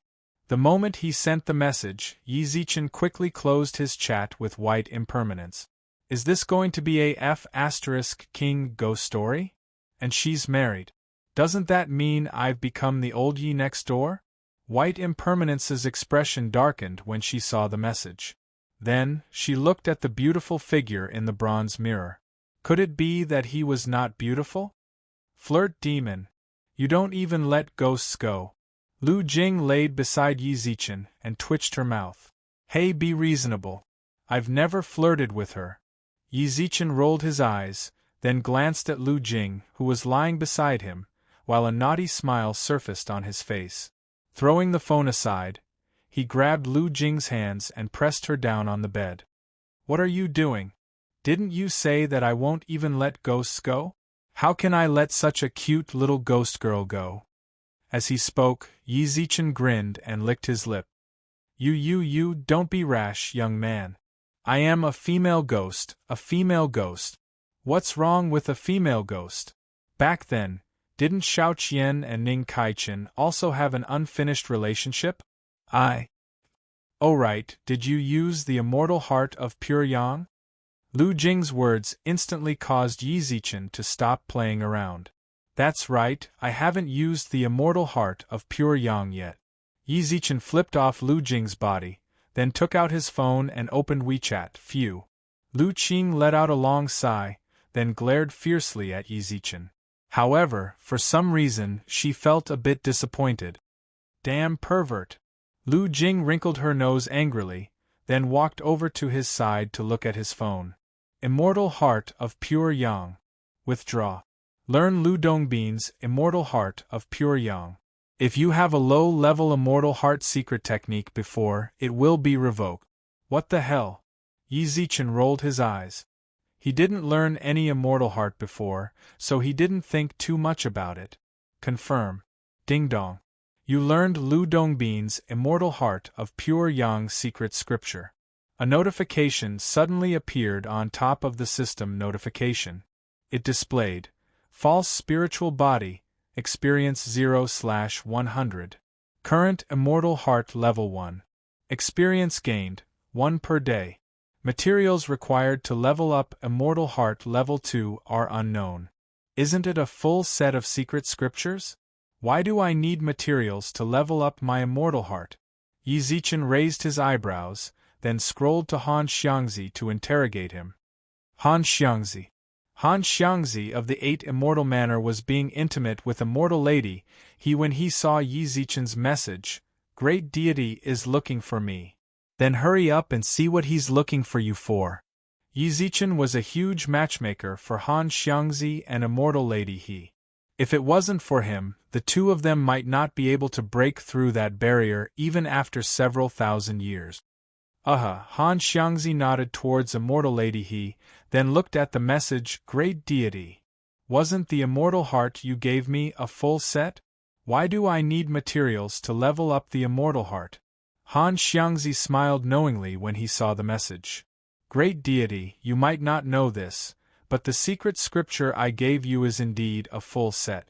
With this secret scripture, you don't need to comprehend a higher level Immortal Heart, but materials are needed to level up the Immortal Heart. My esteemed master also went through the same thing. Speechless. He understood. It was this set of Immortal Heart. He didn't need to go and comprehend a higher level Immortal Heart, but he still had to personally get the materials to level up the Immortal Heart. Alright, go and cuddle with Immortal Lady. I'll get the materials for the Immortal Heart myself. Ding dong. The moment Yi Zichen sent the message, Han Xiangzi sent 4 red packets. Wedding candies? Yi Zichen was stunned, then clicked open the red packets. 1000-Year Sandalwood X1. Illusionary Spirit Grass, Grade 2, X1. Jade Lingji, Grade 2, X1. Kuanpeng Blood 3 grams. Celestial Sovereign, I just happen to have a set of materials to level up the Immortal Heart to the 2nd level. I don't know if you need it or not, Just a token of my appreciation. Yi Zichen also received a notification the moment Han Xiangzi sent the message. Your immortal heart level can be leveled up. Would you like to level it up? Yes. Ding dong. False spiritual body. Experience 0 out of 100. Current immortal heart level 2.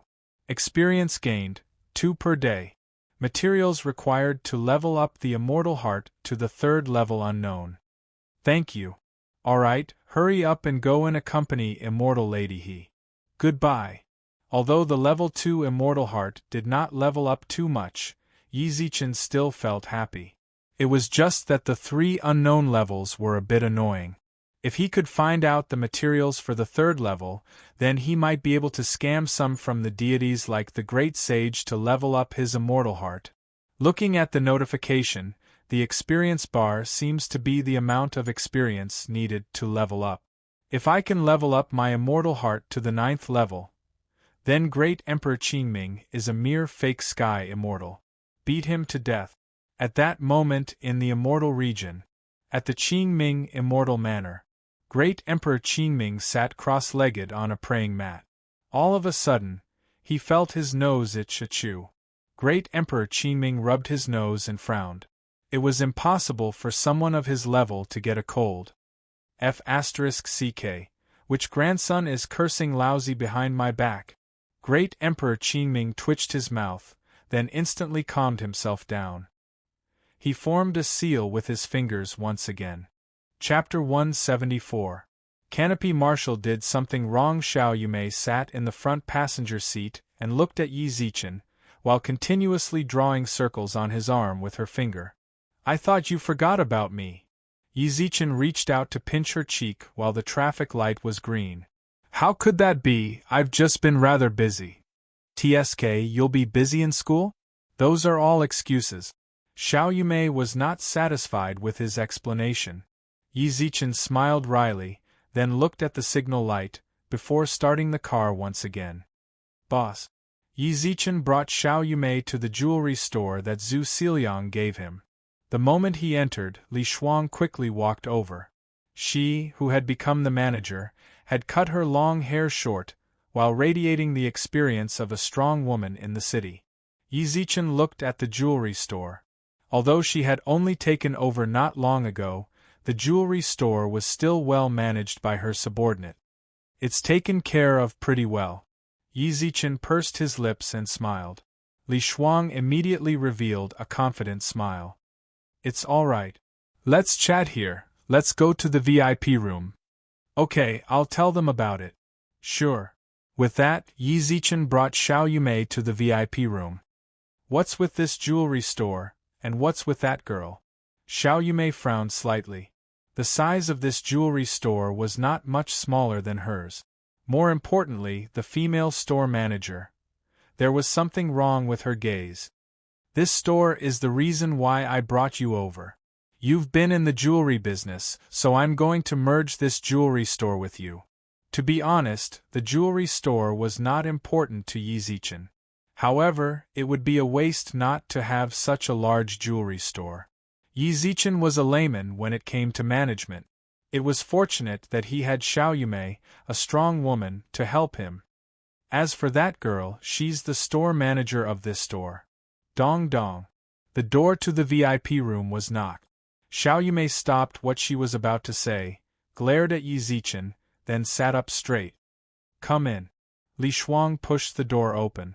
The moment she entered, she felt a gaze on her. She looked up and saw that it was the woman who came with her boss. Li Shuang ignored Xiao Yumei's gaze and walked in front of Yi Zichen.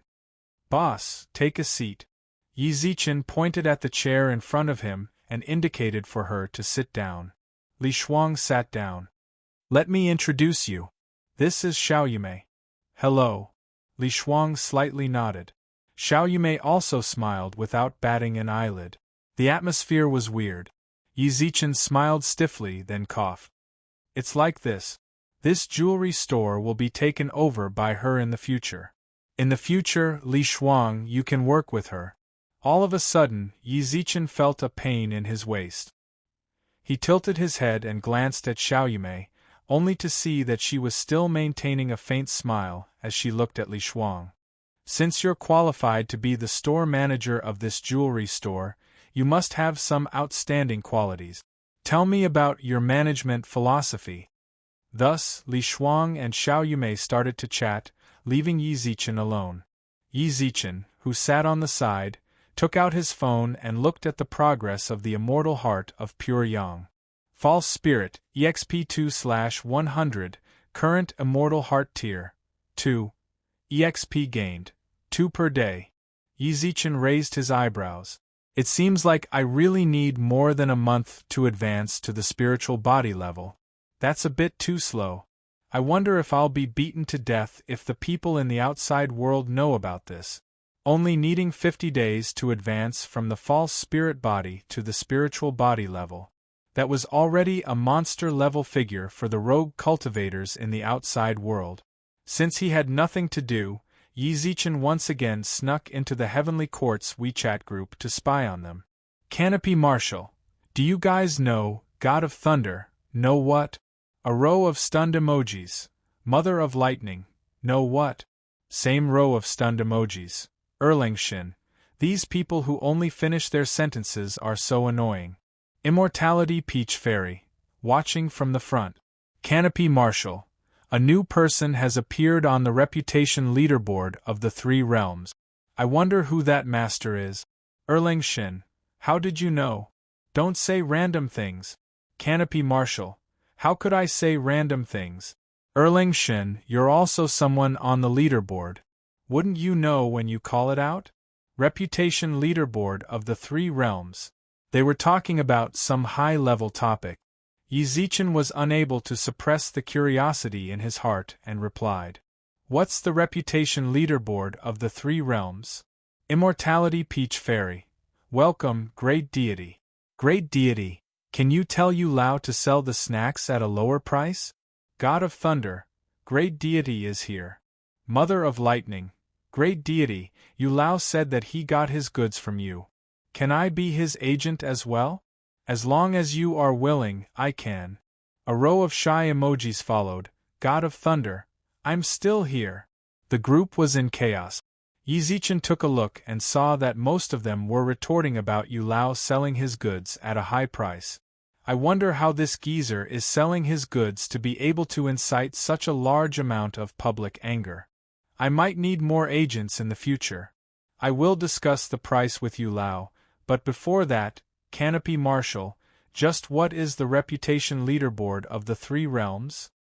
He had already gained reputation a few days ago.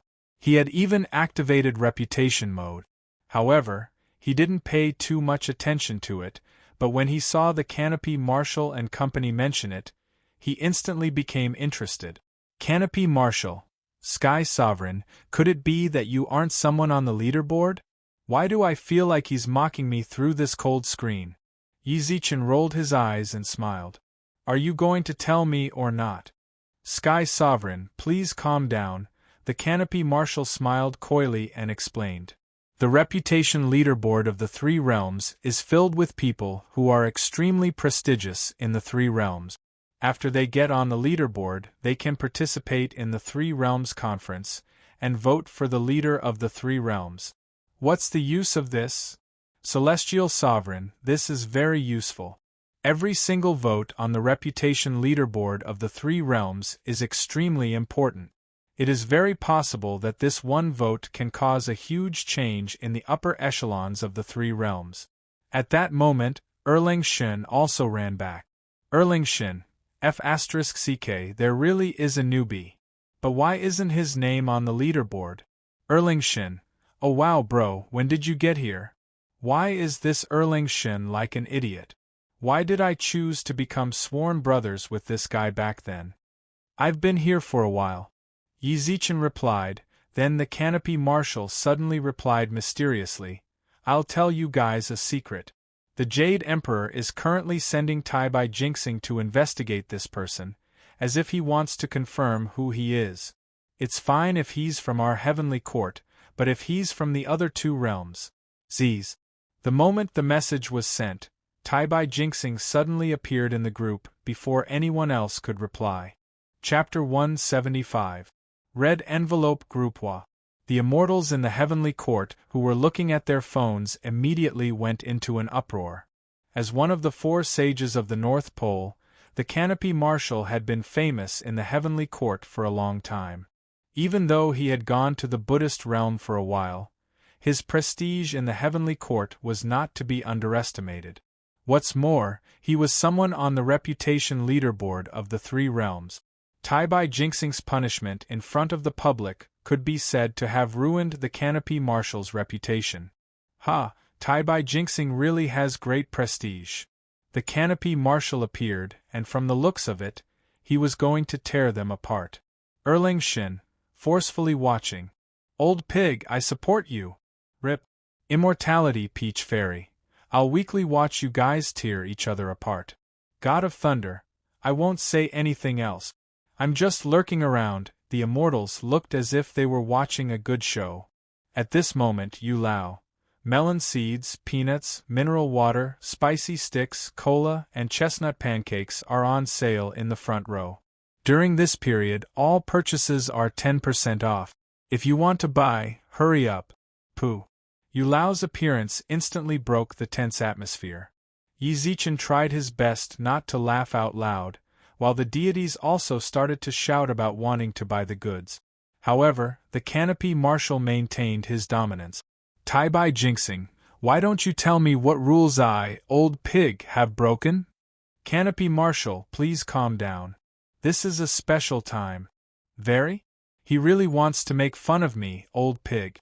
If my brother Monkey was here, would you dare to punish him?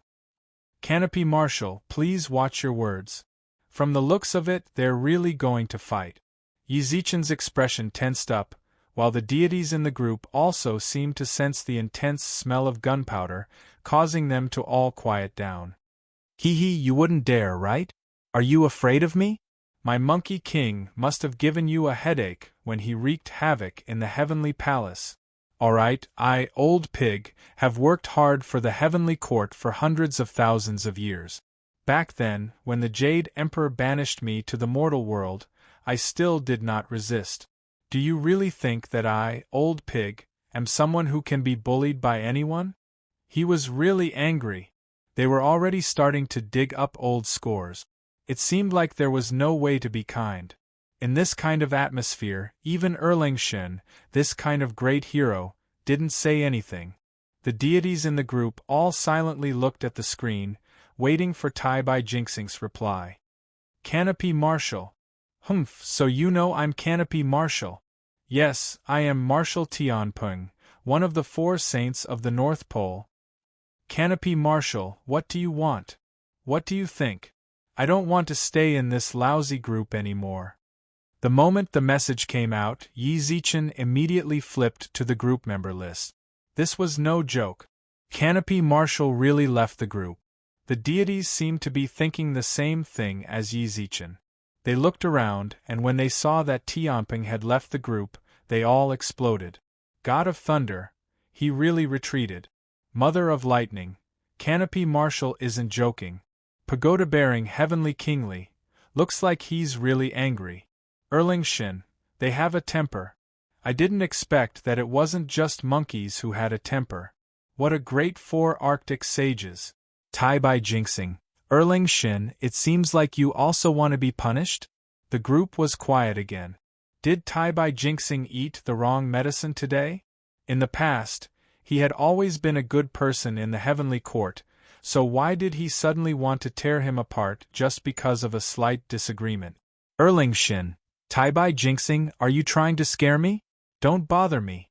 If you piss me off, I'll leave the group. Tai-Bai Jinxing, there's no need for you to retreat. F***CK. He was really busy. Quickly scroll to the members of the group. Erling Shin gone. The group instantly became terrifyingly quiet. Yi Zichen subconsciously clicked on his moment. The latest message was sent by Erling Shin. Tai-Bai Jinxing, you truly have a great authority. Alright, Lousy won't join this group. Below was the Canopy Marshal's comment. Canopy Marshal, you got kicked?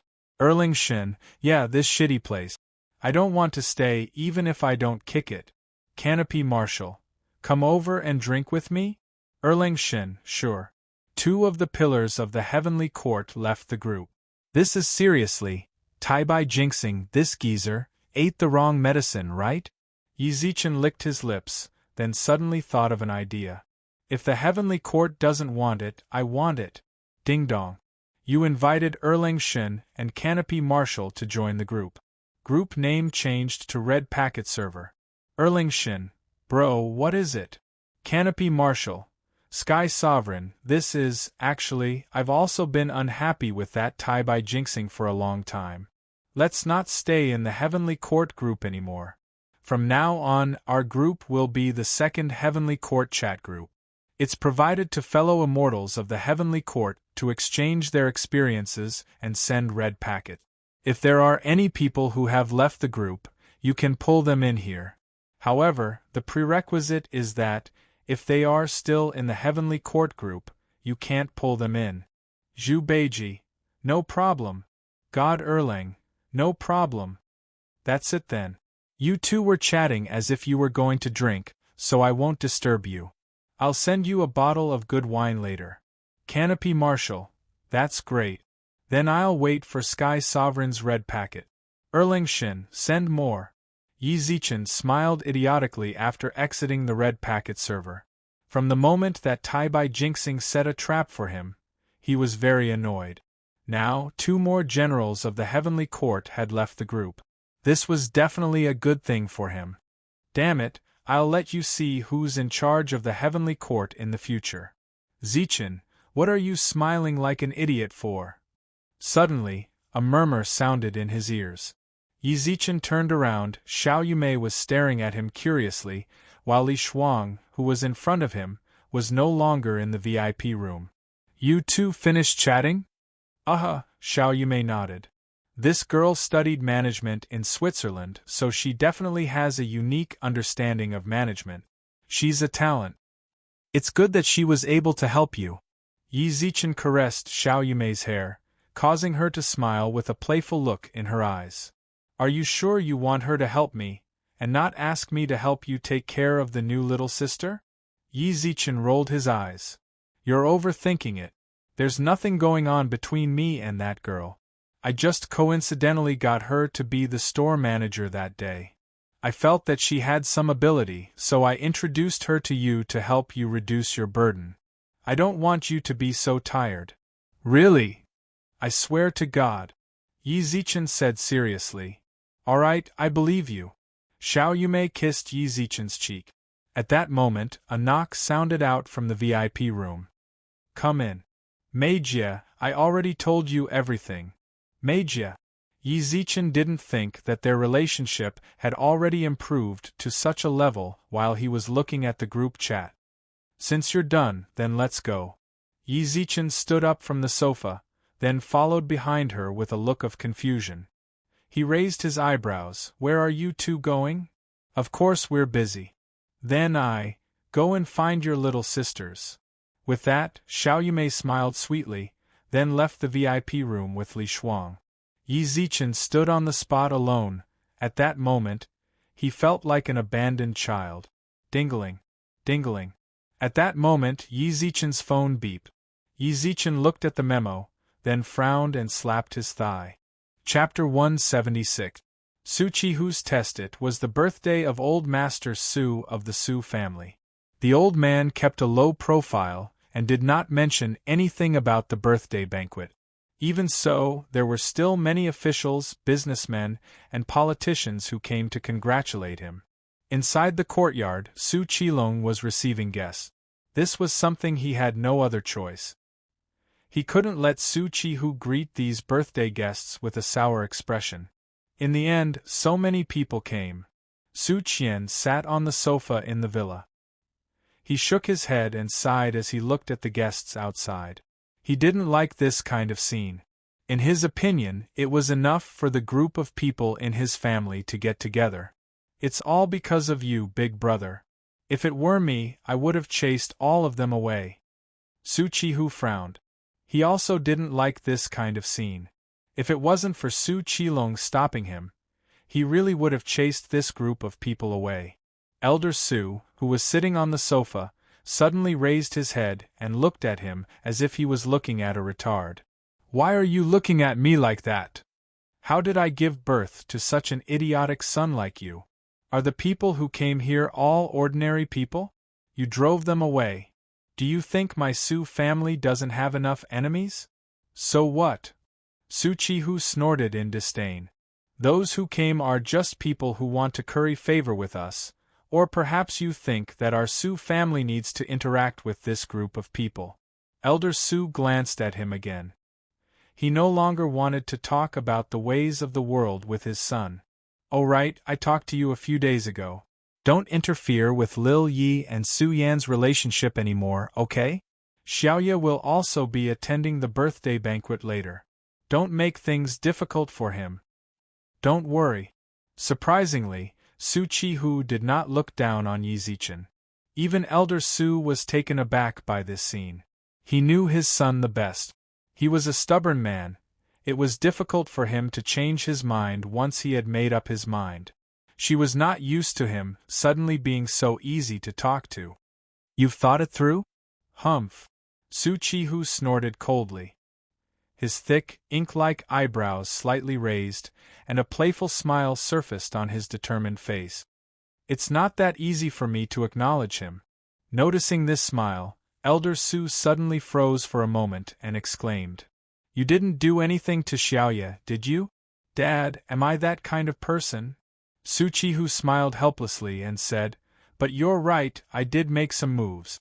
Isn't that brat coming to your birthday banquet? He can come in if he wants, but he'll have to pass the checkpoint I've set for him. You didn't order your soldiers to stop him, did you? How did you know? Su Chihu paused, then said, I have an informant beside me? Su Qian was quite helpless against his son's stupidity. The eldest son was so effective, why was it that the second son was? Anyone can guess what you're thinking. Elder Su rolled his eyes speechlessly. But your soldiers are going to suffer. What do you mean? Do you think I'm no match for that kid? Su Chihu's expression was filled with anger. My soldiers are all top-notch fighters, and the ones I left outside the door are all elites from the previous tournament. What's the use? Elder Su was really going to be defeated by Su Chihu. Indeed, his soldiers were all champions of fighting. But was Yi Zichen a normal person? Just don't get angry if Lil Yi beats up your soldiers. Heh, impossible. Su Chihu smiled confidently. If he can really beat up my soldiers, then so what if I acknowledge him as my son-in-law? You mean it? Elder Su raised his eyebrows with a smile. I mean it, Su Chihu replied in a sonorous voice. Master, just stop here. Yi Zichen hurried towards the Su family's courtyard after getting off the taxi.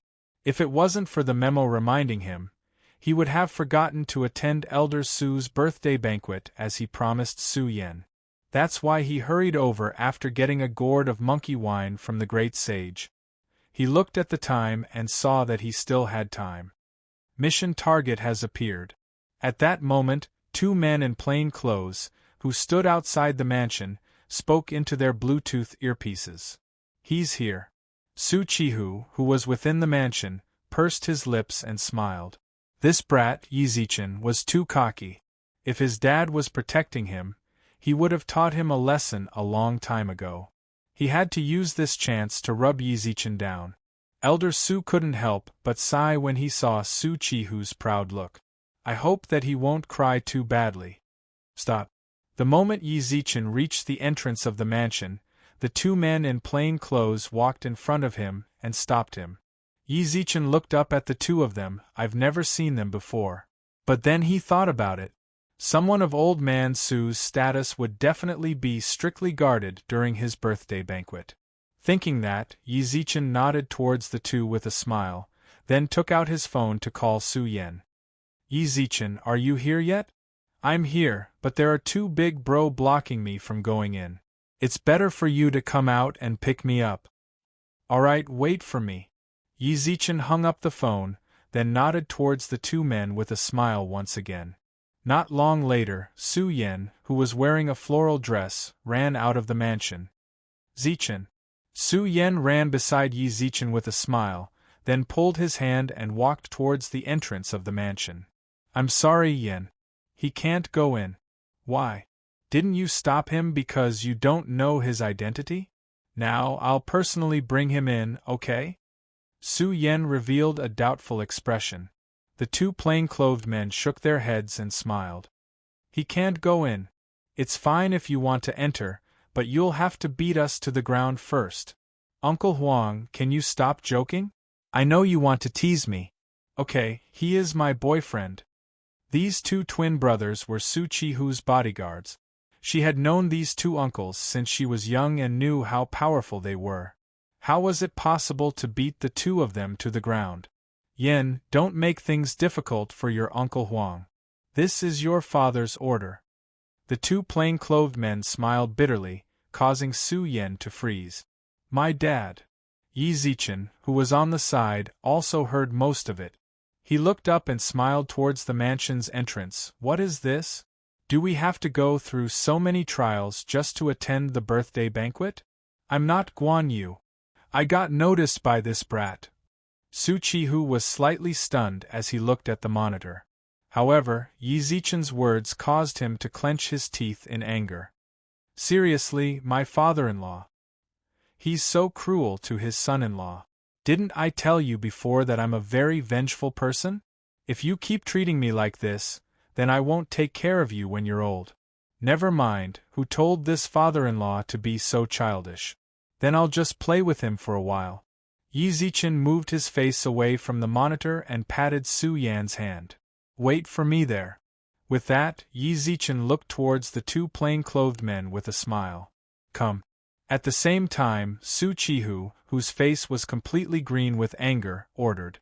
Chapter 177. Lin Ru's broken mouth. The battle between the combat elite and Yi Zichen was about to begin. Yi Zichen hooked his finger towards the two uncles in plain clothes with a relaxed expression. The two uncles also charged over after receiving orders from their superiors. Tiger Fist. They were known for their boldness and bravery. The fist brushed past Yi Zichen's cheek, causing him to feel a sharp pain. It was only then that Yi Zichen stopped fooling around. The two uncles in front of him were not ordinary. Especially since the two of them had been working together for many years, their tacit understanding between each other was even better. You do have some skill. Within the mansion, Su Qihu raised his eyebrows and snorted. He had thought that Yi Zichen wouldn't even last 10 rounds against his guards. Little Yi doesn't take it seriously at all. Look, he's just starting to get his spirits up. Elder Su chuckled, and the two of them looked at the monitor again. Swoosh. Yi Zichen rolled to the side to dodge the two's pincer attack, then stretched lazily. What's the matter? Why are you so serious? You should be my father-in-law's soldiers. I will be his son-in-law in the future. I will bear a grudge against you for treating me like this. He did not speak. The two uncles chased after him as if they didn't hear Yi Zichen's words. He raised his wrist and looked at the time. Elder Su's birthday banquet was about to begin. Forget it, I'm not playing with you guys anymore. With that, Yi Zichen's eyes narrowed, and he dashed past the two uncles like a ghost. Crack, crack. Two crisp sounds rang out. When Yi Zichen stopped and looked at the two uncles with a smile, their right arms had already fallen. More importantly, Yi Zichen's hands were still around their neck. It's over. Su Qihu, who was looking at the surveillance camera, stood up in a daze. He almost didn't see the scene clearly just now. I already told you that your men are no match for little Yi, but you still don't believe me. Old Master Su shook his head and stood up with the help of the sofa. Don't forget what you said to me back then. As he slowly walked out of the mansion, a hint of unwillingness flashed across Su Qihu's eyes. Let him in. The words from the Bluetooth earpiece caused their expressions to change. Yi Zichen also put down his hand with a smile and took a step back. We can enter now. Please. The two of them gestured for Yi Zichen to enter the courtyard. Yi Zichen took another step forward, causing the two of them to take a step back as if they were facing a great enemy. What are you doing? I'm going to reattach your arms. Crack, crack. With another 2 crisp sounds, Yi Zichen reconnected their arms, then waved towards Su Yan and walked into the mansion. If this little brother were to march in, he would definitely be a good fighter. After the 2 of them left, the 2 uncles chuckled. Yes, he's made to be a general. All of the guests in the courtyard noticed the fight between Yi Zichen and Su Qihu's guards. At first, they thought that it was a troublemaker, but when they saw this young man swaggering in, and the Su family's young miss was even holding his arm, the guests were dumbfounded. Uncle Su. The moment Yi Zichen entered, he saw Su Qilong look at him with a smile, while Su Yun, who was continuously winking at him, stood beside him. Lil Yi good skills. Su Qilong raised his thumb towards Yi Zichen. He knew about his little brother's 2 guards. Fighting elites. Both of them were huge fighters that could fight against 100 people. However, they were unable to fight back at all against Yi Zichen. Actually, I don't want to fight back, but my father-in-law always wants to test me, so I have to make him happy, right? It's hard to be a good son-in-law.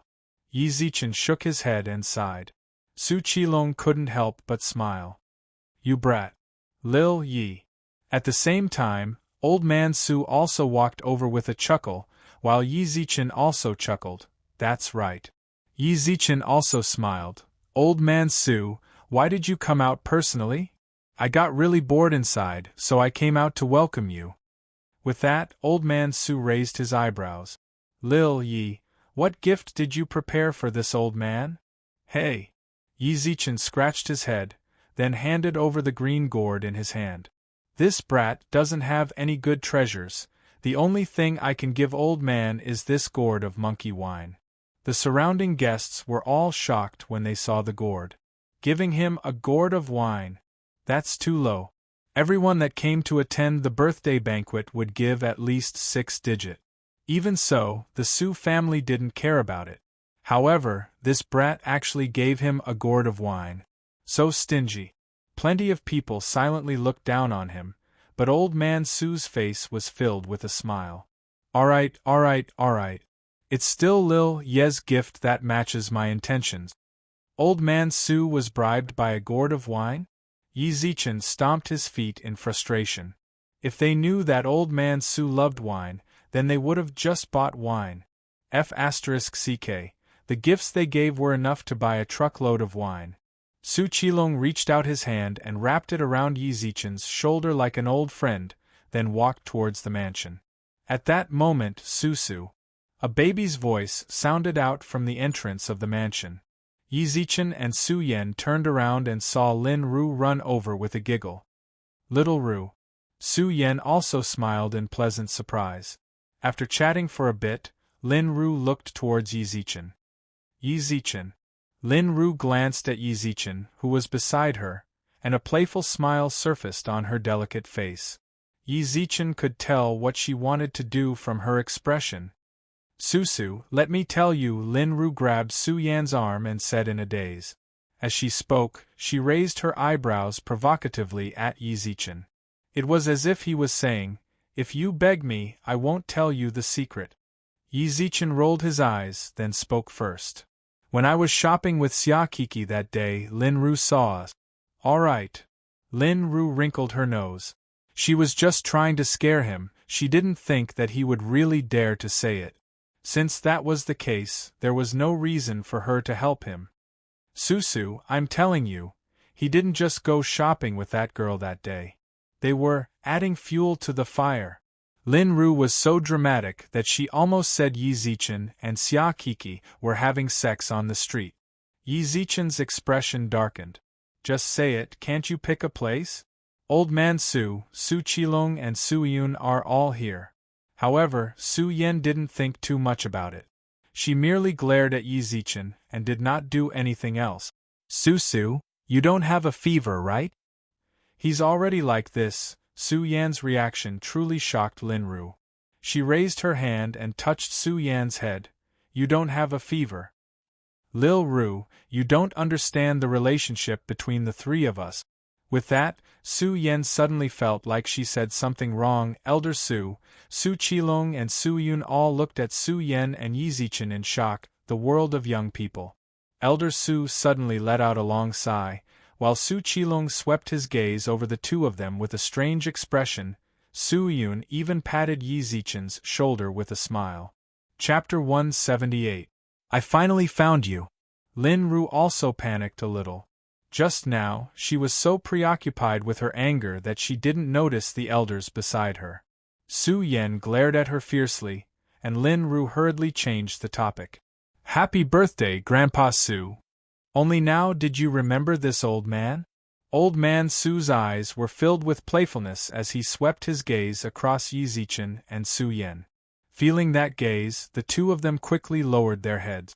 Lin Ru's eyes darted around mischievously as she tried to think of a way to remedy the situation. Just then, Elder Su, Brother Su. A hearty laughter came from the entrance of the villa. Su Qilong and Old Su turned their heads at the same time. Han Ben. Su Qilong was stunned. Their Su family had a good relationship with the Lin family, but Su Qilong and Lin Hanben were not on good terms.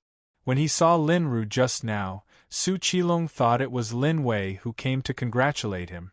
He didn't expect it to be him. Lin Hanben.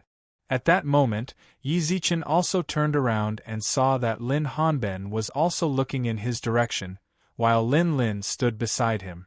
Yi Zichen, my grandpa and Grandpa Su's relationship is very good. My second uncle has grasped this point. You should just accept it. Lin Ru pursed her lips. In fact, she was quite disgusted by her second uncle's actions. Begging for help, begging for help. What was important was the word beg. From the beginning to the end, he couldn't lower himself and had been trying to use his connections to smooth things over. He really didn't know whether his grandfather's life was more important or his face was more important. At this time, Lin Hanben also followed Su Qilong over.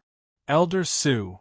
Behind Lin Hanben were two men who were working together to move a strange rock from the patterns.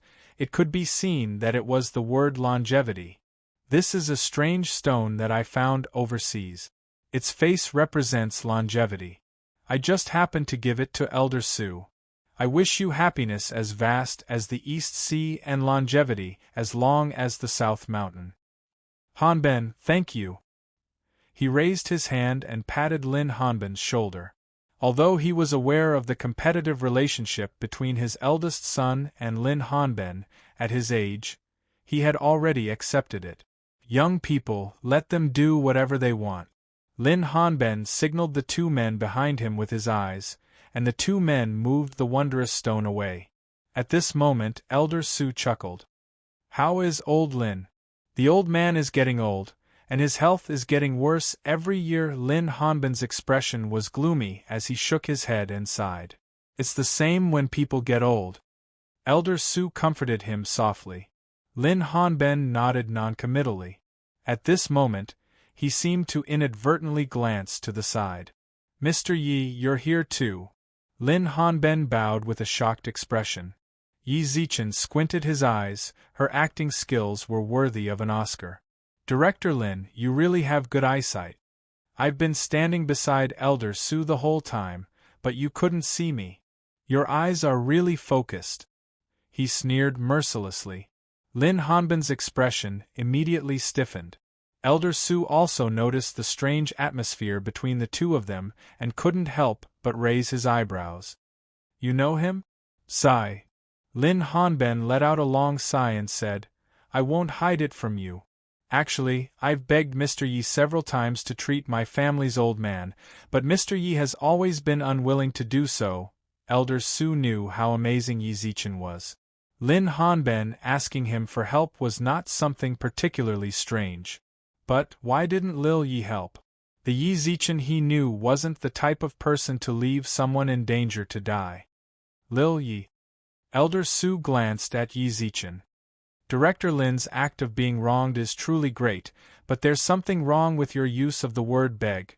Yi Zichen snickered, then swept his gaze over the Lin family's father and son. Have you begged me before? Mr. Yi, what do you mean by that? Stop pretending. Yi Zichen dragged his tone and smiled playfully. It seems like you really want me to say your so-called beg, then I'll satisfy you, Yi Zichen said Lin Hanbin's beg without any exaggeration. In this process, he also saved Lin Lin from being ignorant. I know you came here to ask me to help, right? Then I'll tell you again, it's impossible. Yi Zichen smiled playfully, then held Su Yan's hand and bowed towards Elder Su. Old man Su, I'm going in. I haven't eaten yet, so I'll eat with you. With that, the two of them left. Su Yun and Lin Ru, the young man, also followed after a few glances. Elder Su Lin Hanben originally wanted to ask Elder Su to speak up for him, but when he looked up, he saw Elder Su's extremely gloomy face. Hanben, beg someone to treat you, beg someone to treat you. There's something wrong with your request. This old man can't help you, so deal with it yourself. Yi Zichen grabbed a piece of cake and stuffed it into his mouth, then heard Lin Ru snort unhappily on the side. Yi Zichen, you, young lady Lin, I'm someone who wants face as well. Look at that second uncle of yours, is he doing something wrong? Yi Zichen mumbled, then grabbed a cup of water from the waiter's tray and drank it before speaking again. He's too arrogant, I hate people like that the most. But my grandpa, Lin Ru frowned, while Su Yan also begged on the side. Zichen, Uncle Lin's actions are indeed inappropriate, but Grandpa Lin is innocent. Just go and take a look for me. Lil Ru is begging you as well. Lin Ru nodded vigorously. When Yi Zichen saw their expressions, he said helplessly, seeing the two girls' expressions, Yi Zichen said helplessly, all right, if old man Lin really can't hold on anymore, then I will go and help. But before that, I won't do anything. How do you know when my grandpa can't hold on anymore? Don't worry about so much, just tell me your grandpa's name. Wasn't it easy to know how long old man Lin could live? He just had to get the people from the underworld to investigate. However, before that, he had to properly teach this Lin Hanben a lesson. The old man's birthday feast began. Old man Su's opening words were truly straightforward, giving off the feeling of an old cadre. Eat well, drink well, eat well. Thus, the birthday feast began. Lin Hanben's expression was slightly awkward throughout the entire process of the birthday banquet. He had wanted to find Yi Zichen several times, but in the end, he couldn't bring himself to do so. From his point of view, face was more important. Lil Yi, you seem to like this cake a lot? Elder Su chuckled as he held the wine gourd. Yi Zichen nodded. At that moment, Yi Zichen, who was stuffing cake into his mouth, looked behind him in confusion. Elder Su and Su Yan also turned around. A man wearing beast skin clothes and straw sandals slowly walked in from the entrance of the mansion. What was strange was that no one tried to stop him. Or rather, wherever he went, the people nearby all froze in place. Su Yan, I finally found you. Chapter 179. An old friend. The man in beast skin clothes walked very slowly, and there was a faint white light in his eyes. His long hair was coiled up high. It was as if time had stopped for everyone in the courtyard. They all stood motionlessly in the same position. Su Yan. The man's voice was ancient and profound. He walked in front of Su Yan and looked at her with a warm smile. Who are you? I am a Fushi. What Fushi? I don't know you. Su Yan frowned deeply. Fushi was stunned for a moment, then came to a realization. That's right, you really shouldn't have known me in this life. What are you talking about? I don't understand at all. Don't be nervous, I won't harm you. I'm just returning what you gave me back then. As soon as he finished speaking, a flame suddenly appeared in Fushi's palm. The flame was greenish-white, just like the phosphorescence that could only be seen in graveyard. When she saw the flame, Su Yan inexplicably calmed down. She could feel that the flame was very close to her, kind as if it was a part of her. Looks like you can feel it. Fushi chuckled softly as he pushed the flame closer to the space between her eyebrows. This is the memory of you following him into reincarnation. I will seal it in your sea of consciousness. On your 21st birthday, the seal will automatically open. At that time, you will remember everything. What him? What reincarnation? I don't understand. I don't want to. This man had appeared out of nowhere and said a bunch of inexplicable things. He also had to seal this ball of fire in her sea of consciousness. What was all this? Su Yen struggled with all her might, but to her dismay, she couldn't move at all. It was as if someone had cast a spell on her. She could only watch helplessly as the ball of fire approached her eyebrows. Just then, enough. I don't care who you are. Don't you dare hurt her. Yi Zichen's body was surrounded by a silver-gold light, while his eyes also gradually turned a faint gold color. You? Fushi was stunned for a moment, his face filled with shock. It's you. You look very familiar. A hint of reminiscence appeared in Yi Zichen's eyes, then his head started to hurt intensely, fragments of memories flashed through his sea of consciousness. In the blink of an eye, he turned around and looked at Su Yen with bright eyes. Little 9. Su Yen. Just who am I? The headache caused Yi Zichen's entire face to turn pale. His body continuously trembled as he slowly squatted on the ground. Fushi raised an eyebrow and glanced at him. He didn't care about this kid's weirdness. Without waiting for an explanation, he raised the flame in his hand and placed it between Su Yan's eyebrows without hesitation. A flame imprint flashed between her eyebrows, and she slowly closed her eyes. I'm looking forward to our reunion. Fushi muttered to himself, then looked towards Yi Zichen once again. Old friend, we meet again. You know me. Yi Zichen's voice was hoarse. He frowned as he looked at the man dressed in beast skin like an ancient person. What did you do to Su Yen? Fushi smiled and shook his head. You've always protected her no matter how many lifetimes it has been. Could it be that you still can't repay the debt you owe her? With that, Fushi reached out towards Yi Zichen. Old friend, sorry. I'm going to take you away. You can take away my old son's brother just because you want to. A mirage of a staff suddenly descended from the sky. Fushi's pupils contracted, and he quickly retreated. When he looked over, he saw a muscular man in a black singlet standing proudly with a golden staff in his hand. Great sage son.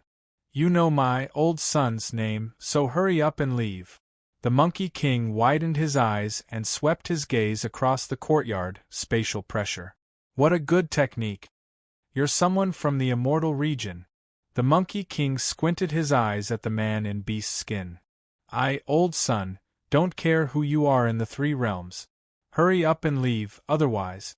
My old son's Jingu Bang won't let you get away with it. A ferocious glint appeared. Great Sage Sun stared at Fushi with his fiery eyes of truth. At that moment, another man in beast skin descended from the sky. Swearin. Fushi, did you find Su Yen? Father. Fushi nodded. Su Yen is that girl. Swearin looked in the direction Fushi pointed. When he saw the Monkey King, his pupils contracted. Great Sage Sun. Why is someone from the heavenly court here? He called for help. Great Sage Sun sneered. I, old son, have never been afraid of numbers. Come. Dong. The Rui Jingu Bang stabbed into the ground. Great Sage Sun also quickly transformed into his battle armor. Great Sage Sun, please calm down. Fushi smiled bitterly. Swearin frowned. Why would someone from the heavenly court target his reincarnated woman? Could it be that they found his reincarnation? Father, look at the youth behind the great sage. His expression changed. No wonder I bumped into Xiaoyuli, who blocked his tribulation for 3 lives. I was wondering why they would all appear here, so Xiaoyuli is also here? This time, it was Fushi's turn to be shocked. Someone from the 3 lives of reincarnation also appeared. It's not a good thing for people to continuously appear to block the tribulation. It seems like his 9th life won't be so easy. Fushi frowned and pursed his lips. Then wouldn't it be better to just directly bring him back to the immortal region? This old man doesn't believe that anyone can bring this life's tribulation to the immortal region. Serene snorted coldly. The great sage felt a bit annoyed when he heard the two of them mutter. Hey, you two, are you going to fight or not? Great sage, do you know who is behind you? Fushi suddenly spoke up. I, old son, don't care who he is. I, old son, only know that he's my bro. The great sage squinted his eyes and snorted at Fushi and Serene. You want to take my bro away? No way. Monkey, don't go too far. What? You want to fight? Wild monkey, Serene took a step forward. The great sage also took a step forward with his Rui Jingu Bang. Stop! Fushi pulled the two of them away, then shook his head as he looked at Yi Zichen and Su Yan, who were lying on the ground. Father, let's go. I thought about it just now. The 9 lives of reincarnation are destined. If he can walk through it, then so be it. If he can't, then it means that our immortal region doesn't have the fate of an immortal king. Never mind, let him be. But, Serene still revealed a worried expression. Fushi shook his head with a smile. You said it yourself just now. Xiaoyuli is also here. It's very possible that they have already made contact. With Su Shi and Xiaoyuli here, there shouldn't be any problems. But are you sure that this monkey doesn't have any other intentions? Chapter 180. Fight the landlord. What kind of relationship? It was naturally a pure brotherly relationship. It was naturally a pure brotherly relationship. Great Sage Sun rolled his eyes at Fushi, as if he was looking at a retard. What do you think our relationship is? Gay friends? Fushi thought evilly in his heart. Of course, he definitely wouldn't say it out loud. Ignoring whether or not this monkey could understand, if he did, then it wouldn't be good. I can tell that Great Sage has a close relationship with him. Then we'll leave him here. Great Sage, please take good care of him. I don't need you to say that. Great Sage bared his teeth as he held the Jingu Bang. Fushi nodded slightly, then waved his right hand. I will erase all of the memories of the people here. Great Sage, please leave this place as well to prevent people from getting suspicious. I, old son, don't trust you. Sun Wukong wasn't stupid. What if these two kidnap his bro after he leaves? I ate so much delicious food from him, so I have to protect his safety. Then I'll leave with father first. But I hope that Great Sage won't zoom. Great Sage Sun, who had been standing on the spot, turned into a tiny fly and buzzed around in the air. Hurry up and leave. Nodding slightly, Fushi and Swirenshi stepped into the void and vanished into the world. Silence shattered. The guests in the courtyard continued to drink with each other as if nothing had happened. At that moment, Su Yan also returned to her senses and saw Yi Zichen, who was lying on the ground. Zichen! Elder Su quickly squatted down. Only then did Yi Zichen stand up and rub his head. Why does my head hurt so much? Zichen, what happened? Su Yan looked at him worriedly. Yi Zichen shook his head, then stood up with her support. Why am I lying on the ground? Wasn't I eating cake just now? I don't know. Su Yan looked at him worriedly. Su Yan clearly didn't remember what happened just now, but Yi Zichen looked towards the mansion's entrance in confusion. He felt like someone had appeared there. Did you guys feel like someone was here just now? No, haven't there been just the 3 of us here? Su Yan blinked. Yi Zichen raised his eyebrows, then grabbed a piece of cake from the table beside him and stuffed it into his mouth. Delicious! The great sage, who had transformed into a fly, circled around in the air a few times. When he was sure that Fushi and Swirenshi had left, he cast a heavy glance at them and flew away. After stealing 2 bottles of red wine from the birthday feast, Yi Zichen ran to a corner of the courtyard and opened WeChat. In the red packet server, when he entered the group, he found that there was another member in the group. Yu Lao. Red wine scanned and sent. Erlang Shen received your red packet. Brother, is this the good wine you gave us? After receiving the red packet, Erlang Shen replied in the WeChat group. Yes, red wine for you. But why did Yu Lao come over too? I'm leaving the group. Yu Lao suddenly popped up and said, I don't know what got into Tai by jinxing, but he scolded me as well. This old man also wants face, and coincidentally, Canopy Marshall told me about leaving the group, so I left in a fit of anger. Then this broken group should retreat. Canopy Marshall also agreed in the group. Tai by jinxing has gotten a bit cocky after being the Jade Emperor's favorite for so long.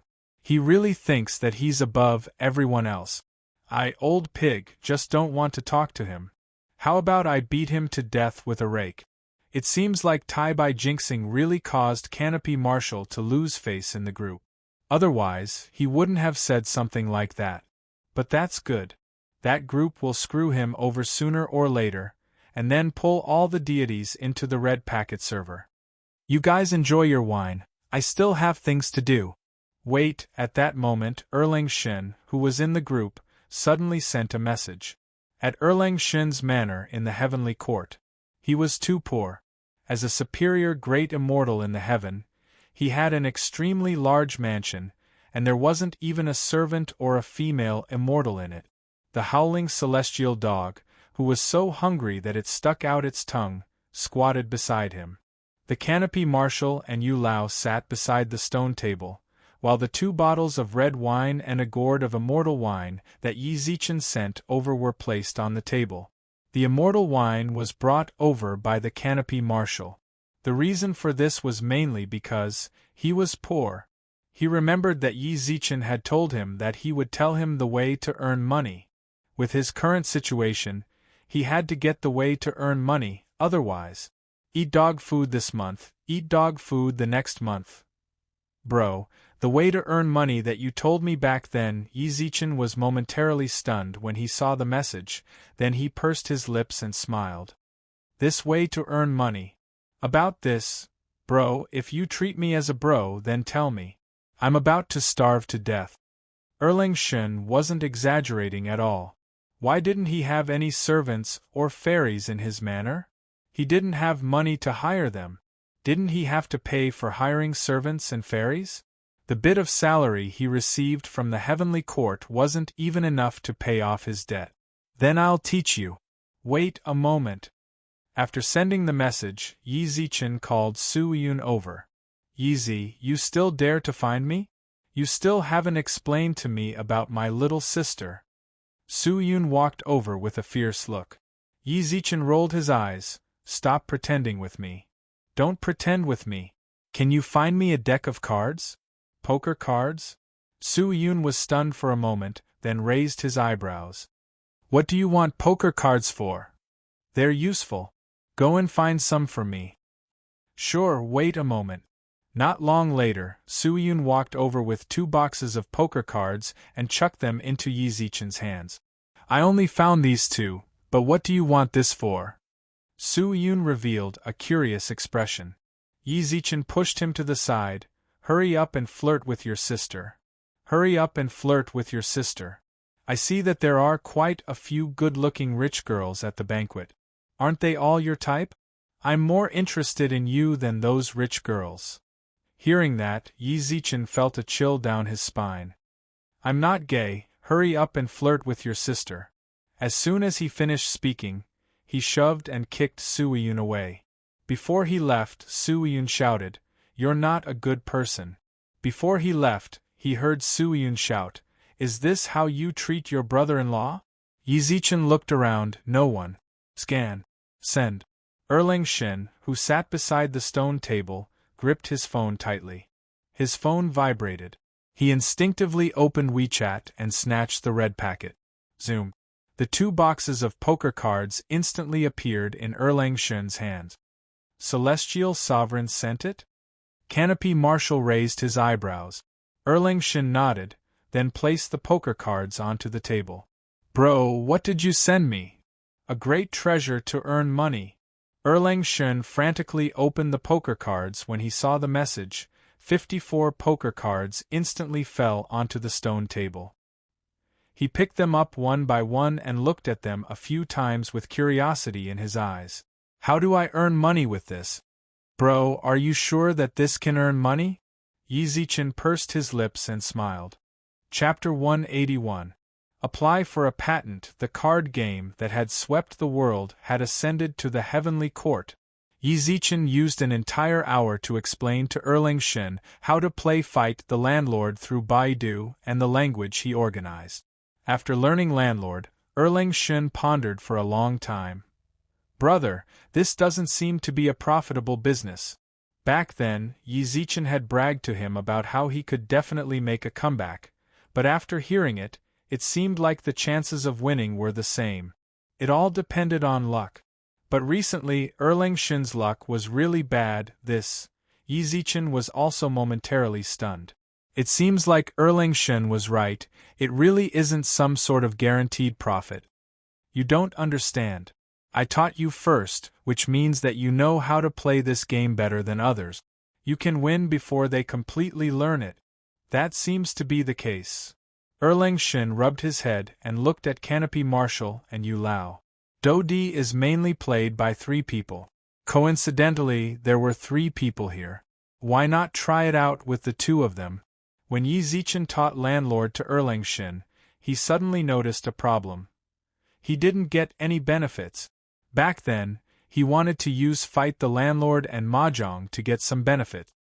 His brows furrowed as he pondered how he could get some benefits. Ding dong. Would you like to apply for a patent for Dodiju? Applying for a patent will require 100,000 cultivation experience. A message suddenly popped up on the screen. Yes, no. Holy sh*t. I can even apply for a patent. What the f*ck? Fortunately, he had done a few big deals before and had sufficient cultivation experience. Otherwise, he would not have been able to apply for the patent. He narrowed his eyes. Yes, applying for a patent was definitely useful. Although 100,000 cultivation experience was a lot, it wasn't like Yi Zichen couldn't afford it. Ding dong. You have successfully applied for the patent of Dodiju and received a copy of the patent. When Yi Zichen clicked on the treasure chest, he saw a golden piece of paper in the first row. Dodiju patent. The possessor is idealism. Holders of this patent can withdraw 10% of the profits from the Heavenly Court's Dodiju game. Just a moment ago, he was still worried that he didn't get any benefits, but now, he directly helped him get it. However, a hint of doubt surfaced in his heart. What the hell was with this system? Why was the system always giving notifications about intimacy increasing, favorability increasing, and all sorts of other things? Could it be that there was someone controlling the system? Or was it because of his phone? He scratched his face. He had encountered too many strange things recently. 1 or 2 more wouldn't make a difference, anyway. As long as he could get some benefits, that would be great. Trade Street. Fushi and Swirenshi's outfits inevitably attracted the attention of many people. Many passers-by took out their phones to take pictures, but the 2 of them were not worried at all. They would not leave a memory in the minds of these mortals. Fushi, have you really decided to leave your old friend here? Swaren was still a little worried. The itinerant immortal lineage did have many perfected sky immortal experts, but none of them had stepped into the immortal king realm. They knew very well that not just anyone could become a god king. In the entire 3 realms, only the Jade Emperor, Great Sacred Emperor equaling heavens, and Shakyamuni had managed to do so. Even the victorious fighting Buddha was only a half-step immortal king. From this, one could see how difficult it was to break through to the immortal king realm. 1,000 years ago, their old friend chose to reincarnate. Although there were some personal reasons, it was mostly for the sake of the immortal region's rise and fall. 9 lives of reincarnation depended on this one. This life was extremely important to the itinerant immortal region. Stay here. Fushi didn't hesitate at all. Can you tell me the reason? The reason is very simple. He didn't have our help in his previous lives.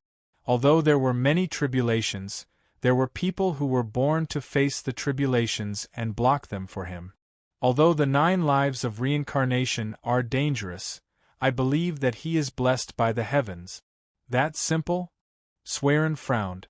There were indeed people who were born to face the tribulations in the previous lives, but that didn't mean there would be people in this life. What else can we do? Fushi smiled. Father, everything has its own destiny. You can't force it. I still feel that we should bring him back to the immortal region. Although we will offend that monkey, the immortal region is not afraid of him. Coincidentally, that monkey should be leaving soon. Let's go back. This isn't a matter of being afraid of the great sage. Fushi smiled. Suddenly, he stopped in his tracks and looked at the woman in front of him with a burning gaze. Father, you really don't have to worry. How is it? Is there anything you don't understand? Xiao Yumei looked at Li Shuang with a smile. The more she looked at this girl, the more she liked her. Whether it was in terms of philosophy or methods, this girl was to her liking. Li Shuang was the same. Being able to meet a leader who shared the same thoughts as her was a great fortune. The only thing that made her unhappy was, this girl was prettier than her. It's about time. If there's anything you don't understand, you can ask Magia for guidance in the future. That's good too. Then I'll give you half a day off. Come find me here tomorrow. Xiao Yumei chuckled. At this moment, Li Shuang suddenly tugged at her. Magia, that man over there seems to be looking at you. Xiao Yumei was already used to men looking at her. She raised her head, wanting to see what that man looked like. However, when she saw Fushi, she was stunned. Where did this weirdo come from? Was he filming? But this seemed to be a commercial street, not a film base. However, what made her astonished was that Fushi actually walked towards her. Hello! Fushi chuckled. Xiao Yumei subconsciously glanced at her surroundings. There were no machines. He wasn't filming? Then why would there be someone dressed like this? Hello. Fushi nodded towards him in a friendly manner. A bracelet made of a beast's tooth suddenly appeared in his hand. Meeting is fate. I'll give this bone bracelet to you. Who knows, it might save your life in the future. Fushi placed it in Xiao Yumei's hand without any explanation. He nodded towards her and left again. Buzz, Xiao Yumei was dazed. When she regained her senses, she looked at the bone bracelet in her hand in astonishment. Where did it come from? However, she couldn't figure out the origin of this bone bracelet no matter how hard she racked her brain. Xiao Yumei involuntarily put the bone bracelet on her wrist and waved it in front of her eyes. It looked pretty good. Magia, then I'll be going back. I'll report here on time tomorrow morning. Li Shuang also chuckled at this moment. Xiao Yumei nodded her head and said, Don't worry. Okay, report here tomorrow. Fushi and Swearin weaved through the crowd. Swearin glanced back at Xiao Yumei and said, Don't worry. Why did you give her the bone bracelet? It's not like you don't know what that means. Father, do you know who she is? Fushi suddenly smiled mysteriously. Swearin raised his eyebrows. How would I know? She is. Fushi's lips moved slightly. Swearin's expression suddenly changed. Are you serious? Chapter 182. Within the blink of an eye, 2 days had passed. Yi Zichen sat on the sofa in Xiao Yumei's office and flipped through the recent financial reports. Can you understand it? At this moment, Xiao Yumei brought over a glass of water and sat down beside him. Yi Zichen wrapped his arm around her waist and chucked the financial report onto the tea table. I don't understand, but I still have to take a look. I'll give you some pressure to see if you have embezzled public funds. Then I'll tell you plainly. I embezzled public funds. Hearing that, Yi Zichen raised his eyebrows. Then I will punish you. He raised his hand and pressed her down on the sofa, but his palm hurt. Yi Zichen lifted Xiao Yumei's wrist and saw the bone bracelet on it. Why are you still wearing this thing? Xiao Yumei took the opportunity to sit up from the sofa and shook her arms a few times. Don't you think it's beautiful? The bones on the bone chain were obviously old, and there was a faint luster flickering on them. If he had the fiery eyes of truth, then Yi Zichen would have been able to determine just what was so special about the bone bracelet. But now, he could tell that the bone bracelet was rather beautiful. Where did it come from? Xiao Yumei pursed her lips. I'm not too sure either. Yi Zichen was stunned. How could she not know the origins of her own bone bracelet? When I was talking to Li Shuang about work that day, it suddenly appeared in my hands. This was way too supernatural. Dong dong. Enter. Xiao Yumei left Yi Zichen's embrace and stood up from the sofa. Li Shuang walked in from outside the door. She was wearing an office lady outfit, which made her look even more valiant.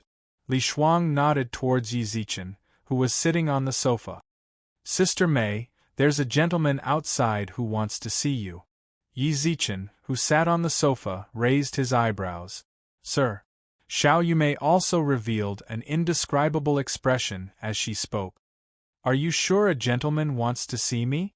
She asked herself if there had been any man pursuing her recently. It was strange for a man to suddenly ask for her. Yes. Let's go take a look.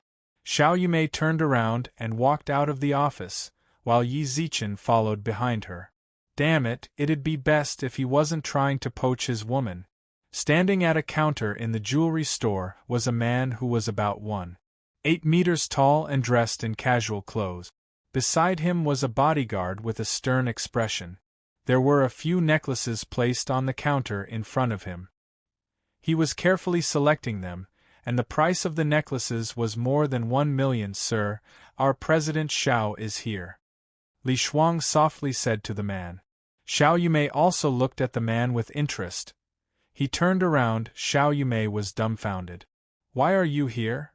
The man's lips curled into a warm smile as he looked at Xiao Yumei. The corners of his lips curled up slightly as he walked towards her with an expensive necklace in his hand. Yumei, this necklace really suits you. He walked towards the stiffened Xiao Yumei and was about to put the necklace on her neck with familiarity. Just as the man's hand was about to wrap around Xiao Yumei's neck, Yi Zichen reached out and grabbed his arm. You're the first person to put a necklace on my woman in front of me. Seeing this, the stern man behind the man merely raised his eyebrows, but did not react at all. Yumei, you have a boyfriend? The man did not take Yi Zichen seriously. He merely tilted his head and smiled towards Xiao Yumei, while his tone carried a hint of disappointment. At that moment, Xiao Yumei also returned to her senses, but her expression was still filled with unconcealable shock. Huoda, why did you come back? Yi Zichen frowned when he heard the trembling voice. It seemed like the two of them had a very deep past. Yi Zichen expressed his jealousy. Yi Zichen pushed the man back, then wrapped his arm around Xiao Yumei's stiff waist. You're very rude. I'm talking to you. I heard you. Huoda nodded noncommittally and threw the necklace in his hand onto the ground. Sir, don't be nervous, I'm buying this necklace. Huoda smiled, then took out a card from his pocket and handed it to the clerk beside him. Wrap up all of the necklaces that I've seen and give them to this lady. Boss! The clerk indicated towards Yi Zichen. Yi Zichen raised his eyebrows with a smile. Whoosh, since someone is buying, of course we have to sell. However, buying my necklace and giving it to my woman, you're very thoughtful. Yi Zichen squinted his eyes like a poisonous snake's as he looked at him. Hearing that, Huoda was slightly stunned, then smiled. This jewelry store is yours? Then, he turned around and looked towards Xiao Yumei. You can't be following him because of this, right? You're not that kind of woman in my impression. If it's true, then I'll buy all of the businesses under him. Xiao Yumei remained silent. Yi Zichen licked his lips and clicked his tongue. Rich person, you actually said that you're going to buy all of the businesses under me. Rich man, you actually dare to say that you want to buy all of my companies. Aren't you afraid that the wind will cut your tongue? The moment Yi Zichen said that, Huoda also raised his eyebrows with a smile. Oh? Could it be that you have a lot of assets under you? But I don't seem to know someone like you. The meaning behind Huoda's words was that Yi Zichen wasn't someone in his circle, or that he was mocking Yi Zichen for overestimating himself. Yi Zichen didn't waste too much time on that. He merely raised his eyebrows and smiled sinisterly. I don't want to bullshit with someone like you. I'll give you 3 seconds to disappear from my sight. Otherwise? Huoda revealed a playful smile. Crack. Yi Zichen smiled arrogantly and stretched his body. I'll make you roll out. With that, Yi Zichen's right hand clawed towards Huoda. However, at that very moment, the cold man, who was standing a few meters away, moved. Sir, if you take another step forward, then I will judge you as an enemy. Yi Zichen suddenly stood between the two of them. Only when he got closer did Yi Zichen notice the man's terrifying eyes. Deathly gray. A deathly gray without any signs of life. A gaze so cold that it sent chills down one's spine. He has killed before. A lot. Yi Zichen slowly took a step back, while Huoda, who stood behind the man, revealed a mocking smile. Provocation. Very good. Yi Zichen snuck a glance at the man in front of them and smiled. What should I call you? You. It was still an emotionless reply. Yi Zichen could feel that his heart was dead from his indifferent tone. You, I feel like you aren't that kind of unreasonable person. Your master was flirting with my woman just now. That has nothing to do with me. I'm only protecting his safety. You guys don't seem to have a purely employer-employee relationship? Yi Zichen squinted his eyes and smiled. At that moment, a ripple surfaced in his lifeless eyes. A chance.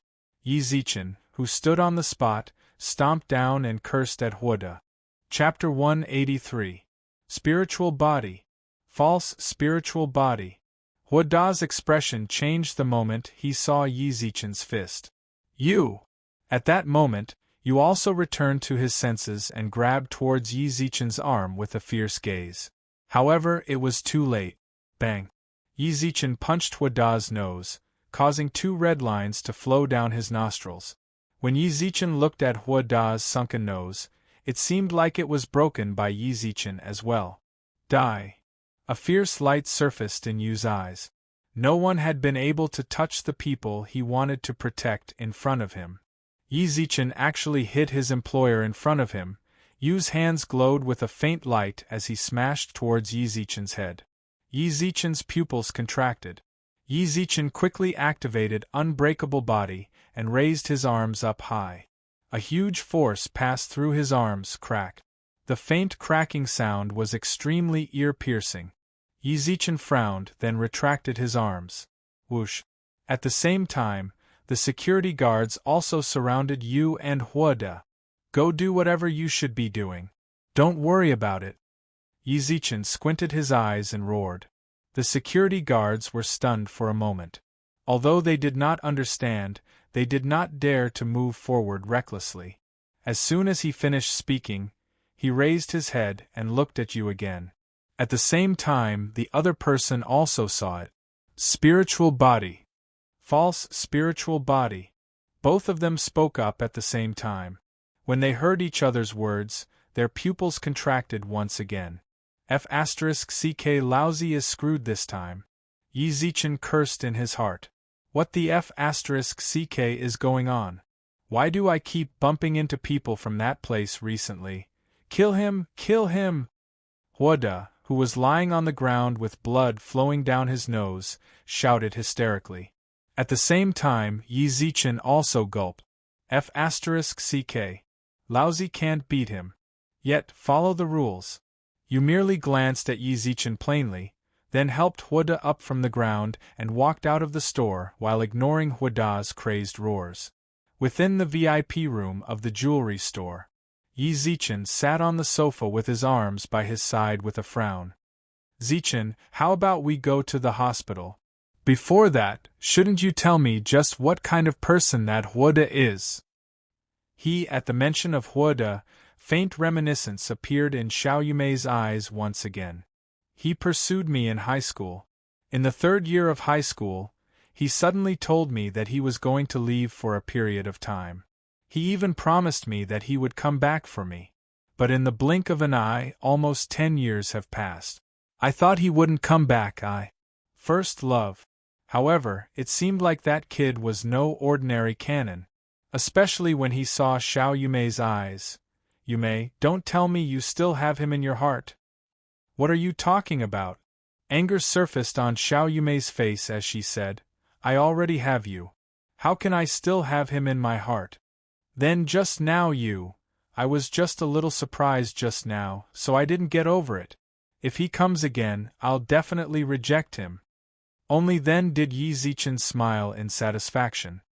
I knew you're the best. He smiled and nodded, but at this moment, Yu's appearance suddenly appeared in his mind. Especially the words he said before he left. Rules? What rules does he want to talk about? Xiao Yumei said worriedly when she saw Yi Zichen's troubled expression. Zichen, did I cause trouble for you? How could that be? There's nothing that can cause trouble in my eyes. Yi Zichen smiled arrogantly, then raised his hand to touch Xiao Yumei's hair. Gasp. Xiao Yumei gasped, then looked down and saw that Yi Zichen's arm had already swollen up. Zichen, let's go to the hospital. No need.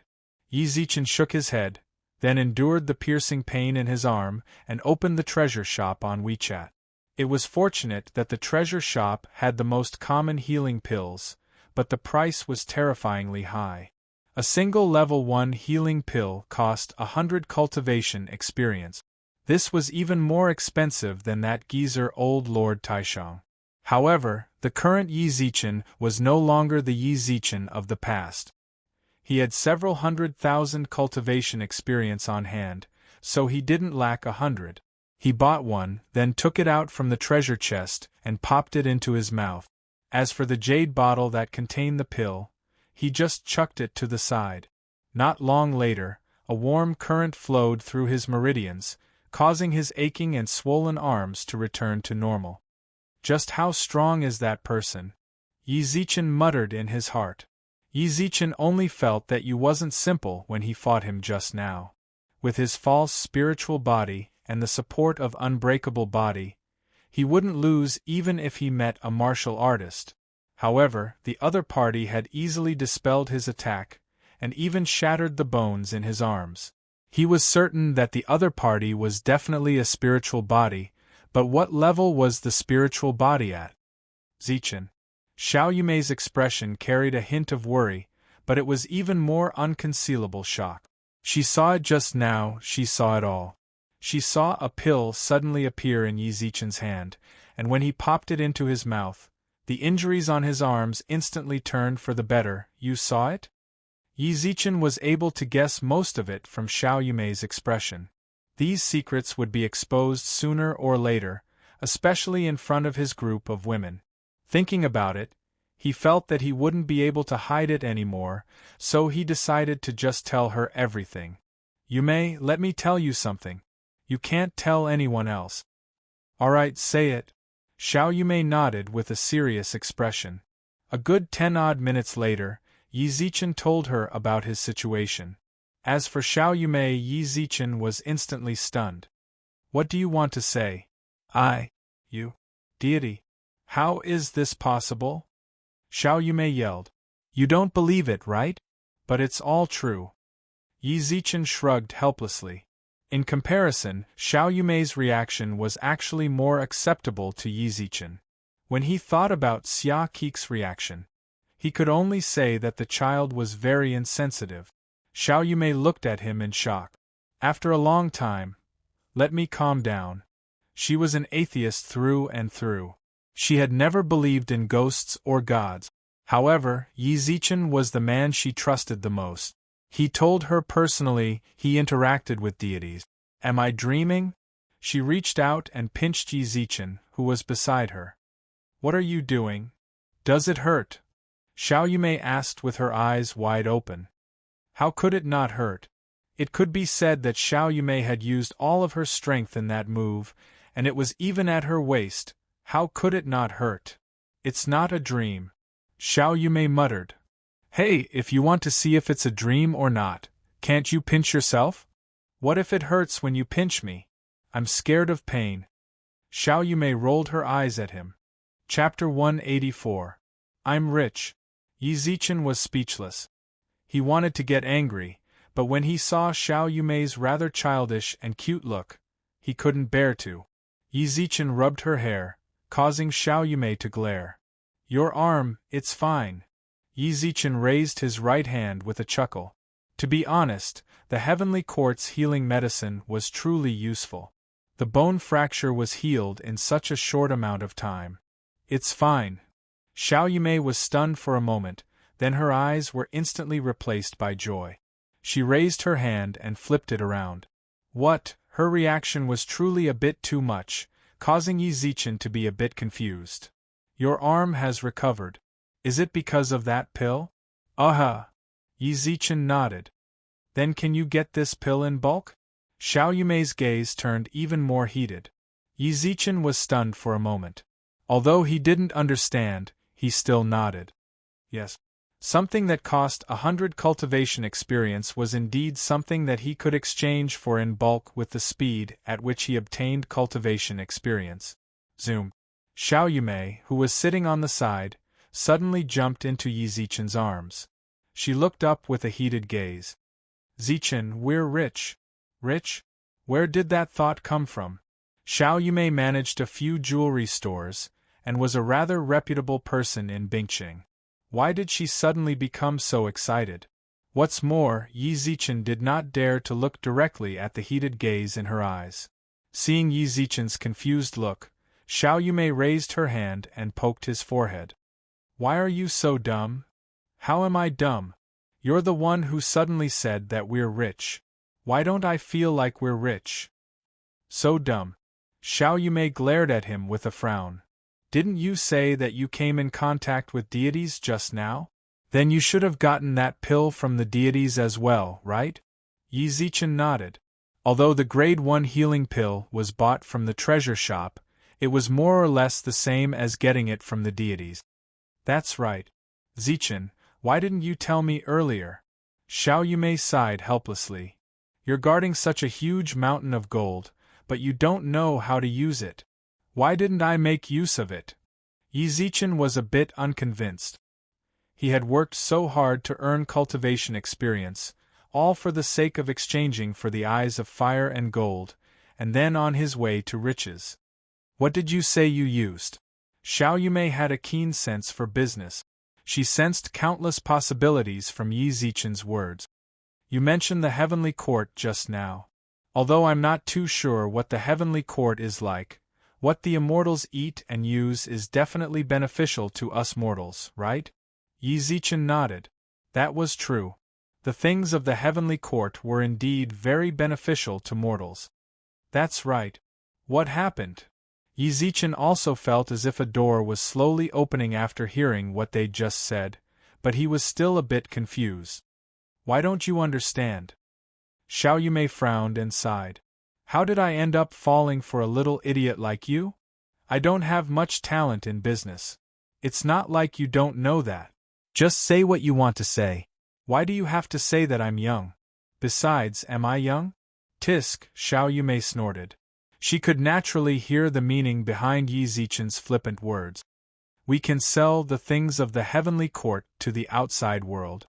Hearing that, Yi Zichen raised his eyebrows. I've actually thought about selling the treasures of the Heavenly Court to the outside world. Then why didn't you do it?